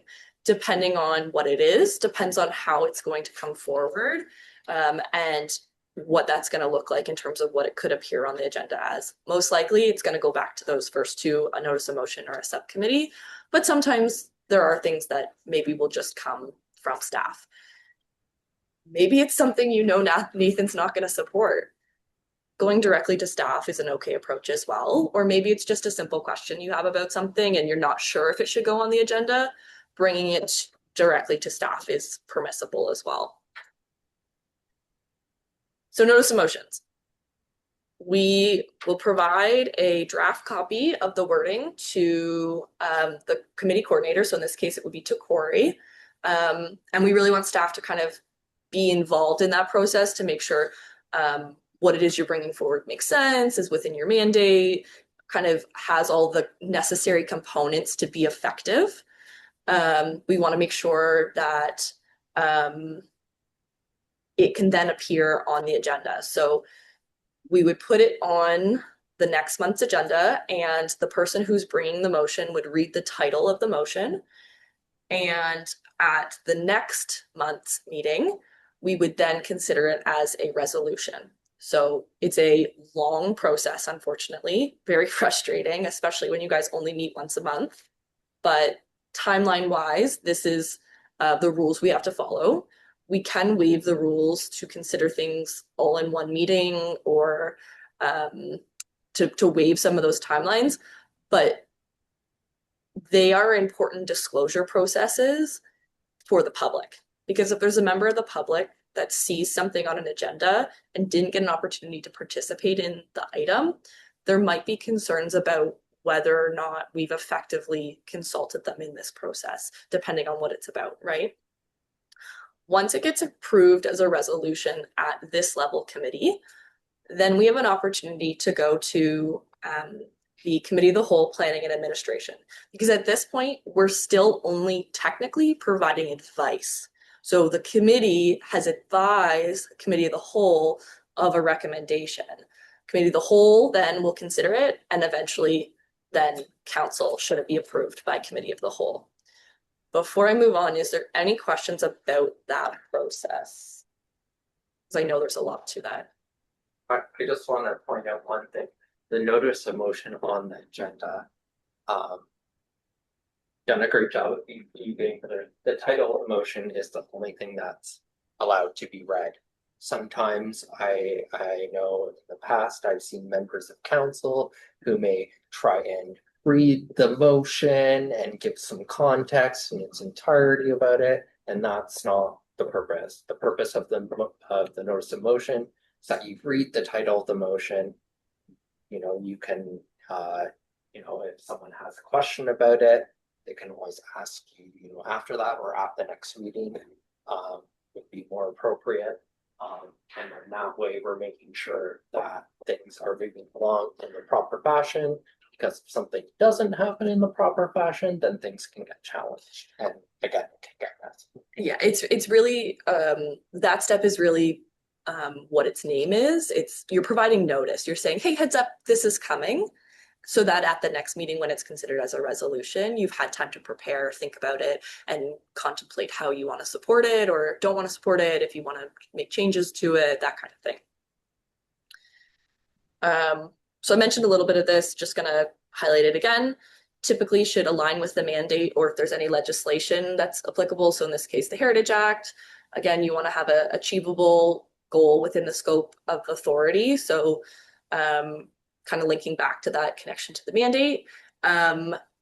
If there's a cost of municipality, we have to identify a funding source. As a committee, again, we can't spend money, we can't direct staff. Through a notice of motion, if it gets ratified by council, we could then spend money or direct staff because it's now council that's made that direction to staff, not the committee. So I know it kind of sounds weird to say like we can't do it and then go and approve something that would ultimately end up that way. But just to provide clarity, if the committee were to approve a resolution that directed staff, at that point, there would be no action taken. Once the resolution makes its way through the committee of the whole and council, then action could be taken. So a little bit of a confusing terminology there, but just to clarify how that process works. So the committee could ask council to direct staff, and that would be fine? More or less, correct, yes. And so the same thing goes for if there was going to be a cost associated with the project, we would want to make sure we consulted with staff and made sure that there was funding available, an opportunity for that kind of funding that we could then bring through to council so that council's not approving something that's going to cost the city money and we don't have a way to pay for it. And our finance team is really great about flagging that for us.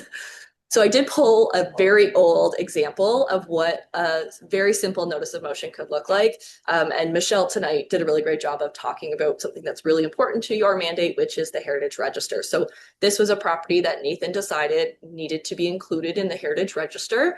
And this is a very simple version of the terminology that you would use in order to bring that notice of motion forward. So you have some whereas clauses there that essentially provides context for why this thing is coming to us. And then we have the resolution clause. So it's that therefore be resolved that, and this is what's going to be approved. So in this case, it was the property be added to the Heritage Register. Okay. So subcommittees, another great opportunity for engagement. It's a body that's created by the committee or by staff to assist in fulfilling a mandate. Any recommendations from a subcommittee would circle back through an agenda item to the committee. And the work is all done by committee members. So there's no staff involvement in the work done by a subcommittee other than when you have something to report back, you're providing that to staff for us to put on the agenda.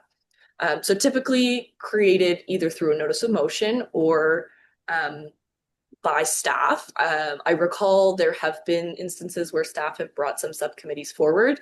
I did provide 2 examples here of past subcommittees. We had the Heritage Education Subcommittee, which mandate was to provide educational materials to the public. And we had a Places of Worship Subcommittee, which had a mandate to develop guidelines and assistance for congregations transitioning out of spaces and to provide recommendations for adaptive reuse. So they did a lot of work sort of 2017, 2018. And then I know sort of as the pandemic hit, a lot of the subcommittees sort of faded away.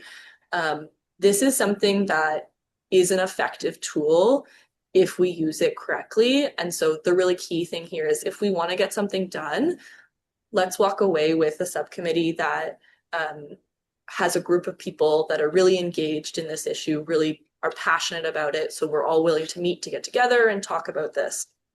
A subcommittee is made up of fewer members than what comprises quorum. So quorum is met when we have greater than 50% of committee members present. So when you're hosting a subcommittee, you need to have less than 50% of members present. Any questions on subcommittees? So I was reminded tonight about our Prominence Point subcommittee that we have not had a meeting of in some time. So if we wanted to initiate a meeting of that subcommittee and do it over Zoom, is that something that staff would be able to help us with, set up a Zoom meeting for us to be able to have that meeting? Through the chair, I would have to ask if it was after business hours, in order to access the Zoom, like staff would need to be available. And I'm not sure if that would be supportable given that it's staff time at that point. But I can certainly ask if that's would be an option. Yeah, because I think it might be helpful for that committee, especially if we are meeting, there's an hour during the day or something like that. That would work for people where it's not gonna impact staff and maybe someone on the committee can navigate the Zoom problems. It might help that committee do some of its work. So we'll talk a little bit about rules of debate. So first thing I have up here are amendments. So if we wanted to make a change to a recommendation that comes forward, typically the way we're going to do it is to amend the item.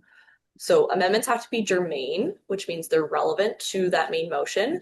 And we only accept one amendment to an amendment at a time. Otherwise, we end up in this very confusing rabbit hole. So what this typically looks like is, let's say we're in a budget meeting and a counselor says, let's approve 5 new fire trucks. That's an amendment. Amendment to the amendment would be 5 new yellow fire trucks. So we're not amending the main motion, we're amending that initial 5 fire trucks. Now we're going to stipulate we want them to be yellow. In order to work our way backwards, we would vote on the color portion. Then we would go back to that initial 5 new fire trucks. And then we would go to that main motion. It's now considered as amended if everything was approved in that sequence. Does that make sense to everyone? We do have something called friendly amendments, which are permissible. Friendly amendments need to be minor in nature and accepted by the mover and seconder as friendly. So the 2 people that moved the motion need to support the change and needs to be relatively minor in nature. So to say, if we're in our yellow fire truck scenario, someone says, you know what, I think for safety reasons, they need to be red. People see red fire trucks, they know that that's a fire truck. I think it needs to be red. That's a relatively minor change to the recommendation. Yes, it's accepted by the mover and seconder. That's friendly in nature. Something more substantial, then we would need to have a formal amendment. So anything that's going to involve money or direction to staff, again, are really those key components where we're going to be doing amendments instead of a friendly amendment. So that's like if I said, no, we don't need 5, we need 2. That would be a substantial. That's more substantial because the amount of money we're approving changes. So motion to refer. Nathan brought this up earlier, if council wanted to send something to this committee. It works both ways. The committee can also send stuff to other committees. So maybe we see one of the applications for a heritage permit now has sort of an accessibility concern that while planning supports it, maybe it's something that you as a citizen level are going, no, this isn't something that we can get behind. We want the accessibility advisory committee to take a look at it. We can refer it to another body or to staff with instructions to look at it on a different scope or a different level. It's in order at any time. So anytime during debate, you can bring it forward. And it's considered what we call a standalone motion or a main motion. So everything else that's been discussed, any other amendments or anything else that's happening is basically put on pause until that referral is dealt with. And it is debatable to its merits only. So that means, does it make sense to refer it right now? Yes or no? We can't discuss where it's going. We can't discuss any sort of outside components. And the main motion, again, is still on pause. So we can't discuss the main motion. It's just the merits of referring it. In tonight's meeting, it was asked, the question was asked, is there enough land for this new building? Is there enough land? Mm-hmm. And it was asked at planning, and it was basically, I didn't hear the full comment on it, but I know we've had that situation before where people want to put an addition on a heritage building. Right. And it doesn't look like it would fit on there. And we asked the question, and we're more or less, it's none of your business. Only deal with the heritage part of it. Right. So because that's unfortunately your mandate, that's your scope of authority. That's the thing that you guys have been tasked to think about. You're saying that it could affect other. There are some times where it would be appropriate to have it navigate somewhere else. I think that specific question, as an example, would likely end up at like committee of adjustment if it didn't comply, right? It's going to have to go through the whole building permit process, and through that process, staff are going to flag whether or not it complies with all the zoning requirements. And if it doesn't, then it would get, said, hey, you're going to need a minor variance application in order to comply with what you've proposed for your building permit. And maybe there's another process in there too. Like there's that's sure where many stops along the way. In But which case it might come back to us again. Exactly. That needs a variance on that, it would come back to us again. Yeah. So yeah, like. Through the chair, I think it's also, it's one thing to talk about the mandate too, but just to know that there are other processes. I think it's important for this committee to know that there are other processes being reviewed. If something's not compliant with zoning, for example, they would need a minor ZBA, right? So a minor zoning bylaw application is going to trigger additional items, right? Especially for a heritage application. But Lisa's referencing a minor variance. Those are often things when you're not meeting requirements from a setback or you're deficient in those regards.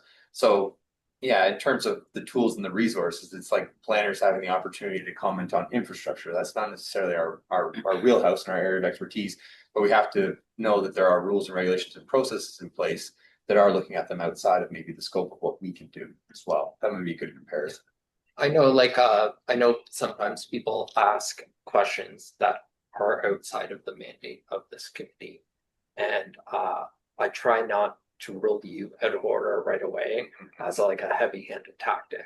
I think sometimes it's informational and you have to, it's better for you to know, yes, there's another committee that handles this and we'll look at those details. But as a heritage committee, we look at what you can see from the street of a heritage building. And if something's going to look out of place because it won't fit on that property, that's a concern to us. So it should be a concern to us. Depending on the item, because you guys have the ability to provide comments, sometimes that's where those comments are really important, because it's another opportunity to provide feedback to staff. Staff do take those comments into consideration when they're developing site plan applications, when you're bringing forward zoning applications, anything like that. They do take those comments very seriously. And so if there's like concerns about that, and maybe it's not that it needs to be referred somewhere, but that the comment be included to flag it. Does that make sense? So. Oh, sorry, on that, I know, a counselor said time and place, so you can say, I just, something that would be debatable in a referral motion is, you say, we need to, refer this and hear back in 2 cycles. And, I say, I disagree with that. We have statutory timelines to meet. We really need to hear back in 1 cycle. And so the item between 1 cycle and 2 cycles, that is something that is debatable, right? So we're going to talk about that right now. So the other option that you have is to defer something. Typically, a deferral is simply to decide on an item at a later time. Maybe you have had an opportunity to review the entire heritage impact assessment report because it's 200 pages and you're sitting there going, I don't think I have the right tools in front of me right now to make a decision. I want to defer this to have more time to consider it. And that's where it's debatable to time and place only. So the referral is debatable to its merits only. We can include a time and place in the referral, but with a deferral, we are only including a time and place. There's no special instructions or a request for more information from staff. And so the really key thing here is we want to think about what tool is going to be more effective for us. Do we need more information or do we need more time? And that's where a referral or a deferral are distinct. That makes sense to everyone because I know these two are a pain. So a referral, if we wanted more information and time, a referral would be more appropriate. If we're just talking about more time to digest something, then we want to defer. Correct. Yeah. We have 2 other tools available to us. One is a point of order. So there's a ton of text on the screen, and to be honest, I'm not really going to cover a whole lot of it, other than to say, if you think someone has broken a rule that is applicable to the committee, you call a point of order. So if someone is speaking out of turn or overlapping someone, you would call a point of order. It's to restore order to the meeting. The responsibility is on Nathan to acknowledge the person that's called the point of order and have everyone else stop talking and have the person who called the point of order explain why they called it. So what rule has been broken? If after the person has done so, Nathan will then rule whether the point of order is well taken or not well taken. So agree with that person or disagree, and may ask for something to be rectified. So you were given an extra speaking opportunity. Sorry, you can't talk anymore. We're going to have to go to the next person that wants to speak. There is a appeal mechanism if someone disagrees with Nathan's ruling. I'm not going to cover it because it is very high level, and we don't often see it at the committee level. When we get to committee of the whole and when we get to council, there are very passionate voices and things are happening very quickly. And so that's where we often see that kind of point of order being called. The other option is a point of privilege. Again, very rare at the committee level. This is where you have offended someone in some way.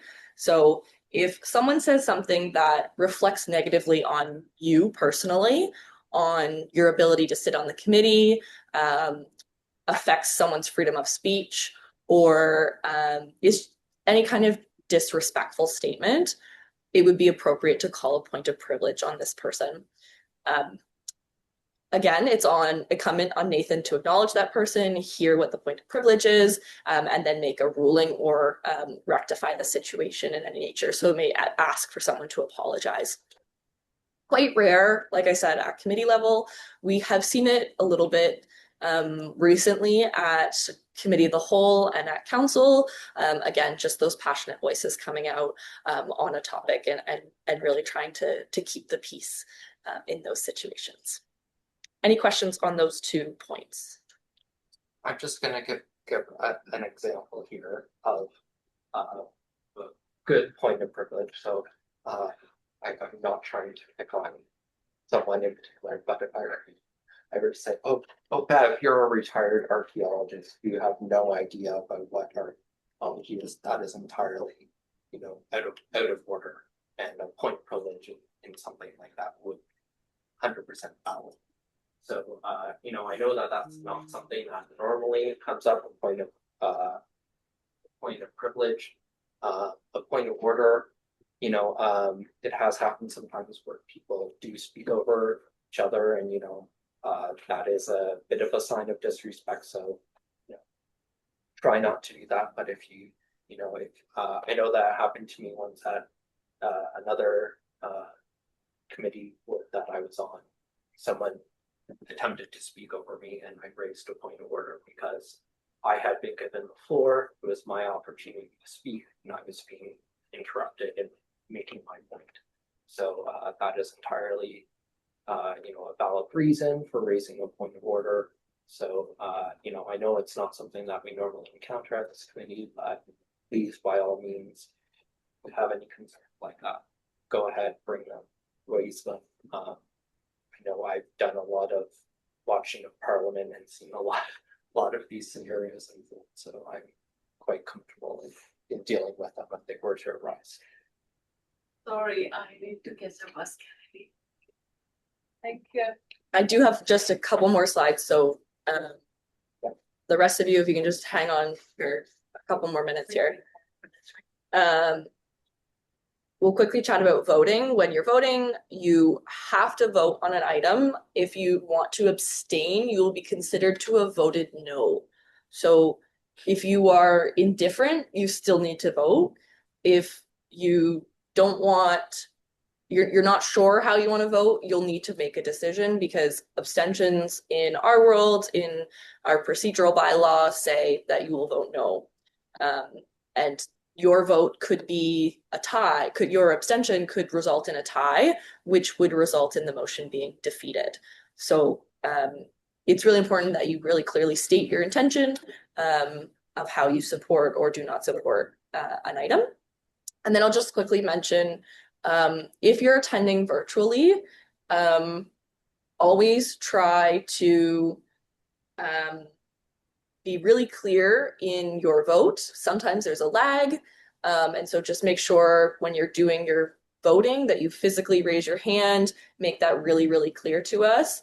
And when you're attending virtually, you need to have your camera on to count towards quorum. So if we are at bare quorum, which means we have just over our 50%, the moment you turn your camera off, we would actually have to suspend the meeting. We wouldn't be able to move forward at all because we no longer have quorum. Does that make sense to folks? Yeah. As Michelle mentioned, here is the contact for our team. Chris is Corey and I's boss, so you can email him if you have questions or concerns about us. If you have questions about the committee, get a hold of Corey, and then Michelle and Josh's contact are up there as well. Any other questions about clerks related content? When is it proper to vote on comments and not vote on comments? Typically, it should be after all the comments have been compiled. We don't follow this practice, but I would envision that the motion for comments get put on the floor, and then each person move an amendment for each individual comment as a way to ensure that the comments get added, and avoid some of the confusion that we saw this evening where we want to change the wording, we're going to go back on the wording. So the advisory committees are a little more informal, which is why we allow that kind of flexibility. But if we wanted to be more formal, that would be one approach we could follow. So because my comment was voted against, will not be on the record now. Through the chair, that's correct. One of the things that we can do is request a recorded vote. So in the minutes, any of the items that you voted against tonight, if you had requested a recorded vote, it would show those that voted yes and those that voted no on those items as a way to demonstrate your support or non-support for. And when is that asked for? When we are about to begin the voting, we would ask, can we do a recorded vote? And if one person asks to be recorded and the rest don't, then what? If one person asks for a recorded vote, we do a recorded vote. Very good question. Yeah. I think that, speaking to what happened tonight, that may be, a better way to do it going forward. Because we had the two conflicting comments, and we could have voted on the amendment of Dan's as the first one. That would have got defeated. Then Bev could have brought forward her amendment, and then that would have passed as well. And it would have, right? Recorded. And yeah, and you could have requested that any of them be recorded.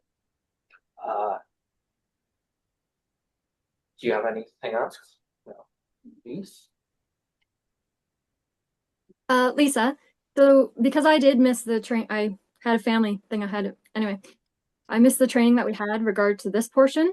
So what I'm wondering is, are you able to send a copy of your presentation, like the slide, either to just myself or if the whole committee wanted a copy of that? Yes, Michelle's slides are going to get circulated, so I'll make sure mine are as well. This meeting is also recorded and posted to the city's YouTube page, so you're welcome to watch the video of tonight's meeting as well there. And one more question, because I don't know if it was covered, it might be just covered in basic procedures and stuff, but what recourse does the chair have or staff if you happen to have a delegation who's unruly or disrespectful? So we understand how we treat each other as a committee. I'll say it was over 10 years ago, but there was an instance when I was in the room where a delegation, their time was done. They couldn't talk anymore, but they still were sitting behind me having things to say. And we didn't really know as a committee what you can do. Like there was no order in that room for a while.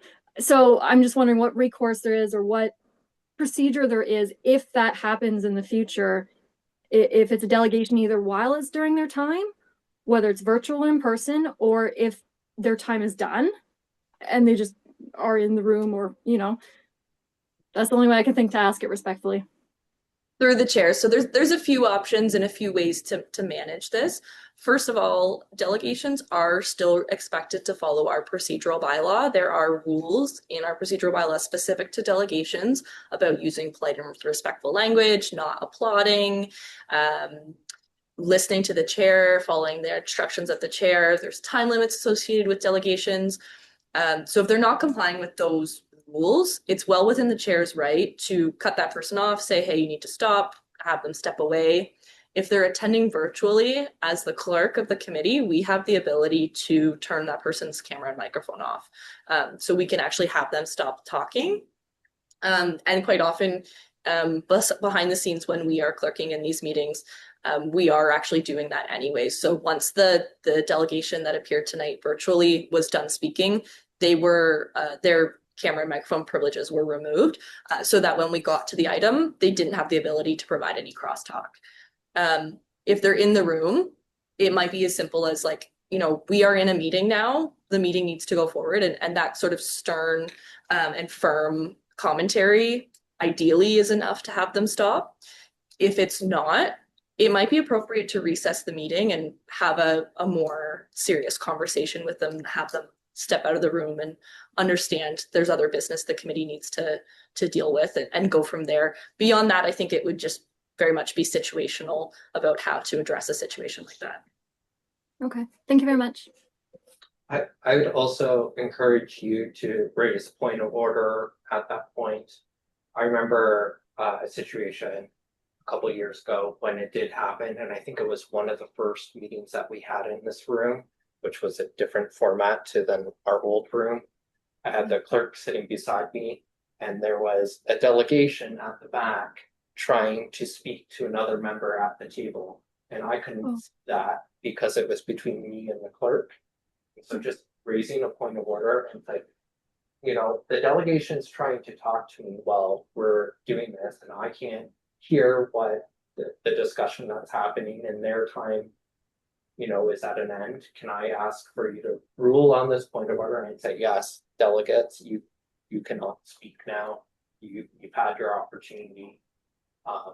And hopefully that will stop that kind of thing from happening. Okay. Anything else, please? One more thing, if that's all right. What I'm wondering is, because sometimes we've had in the past where we've voted to extend the meeting if we found we need to have more discussion. I just didn't know if there was a specific procedure, if it has to be the chair that triggers that, or if a clerk can, or if any committee member can, I don't know, point of order or something. I don't know. Through the chair, our procedure bylaw speaks to timelines. So despite what your meeting invite might say, I think usually goes till 9 o'clock in your meeting invites. The procedure bylaw actually says till 10 o'clock. So if we had to stay here, we would be here till 10. Typically, we would try and conclude the next item, and then we would consider either the time extension or a deferral to the next meeting if that was appropriate or in order. And typically, it just comes from me leaning over to the chair and saying, hey, we're almost at that time. We'll need to move a motion if we want to keep going. That is all. Thank you very much. Okay, any final questions? I think we had some good training tonight by both planning staff, clerks, so thank you. And thank you for sending those presentations out to people. I'm sure they'll be well reviewed. There are no resolutions and no notices of motion. So at this point, I would entertain a motion to adjourn. Mara. Right. I hope everyone has a good Christmas season, and we'll see everyone in the new year to elect a new chair. Oh, that. Where are you gonna go? Merry Christmas, happy holidays, stay safe, be well, everybody.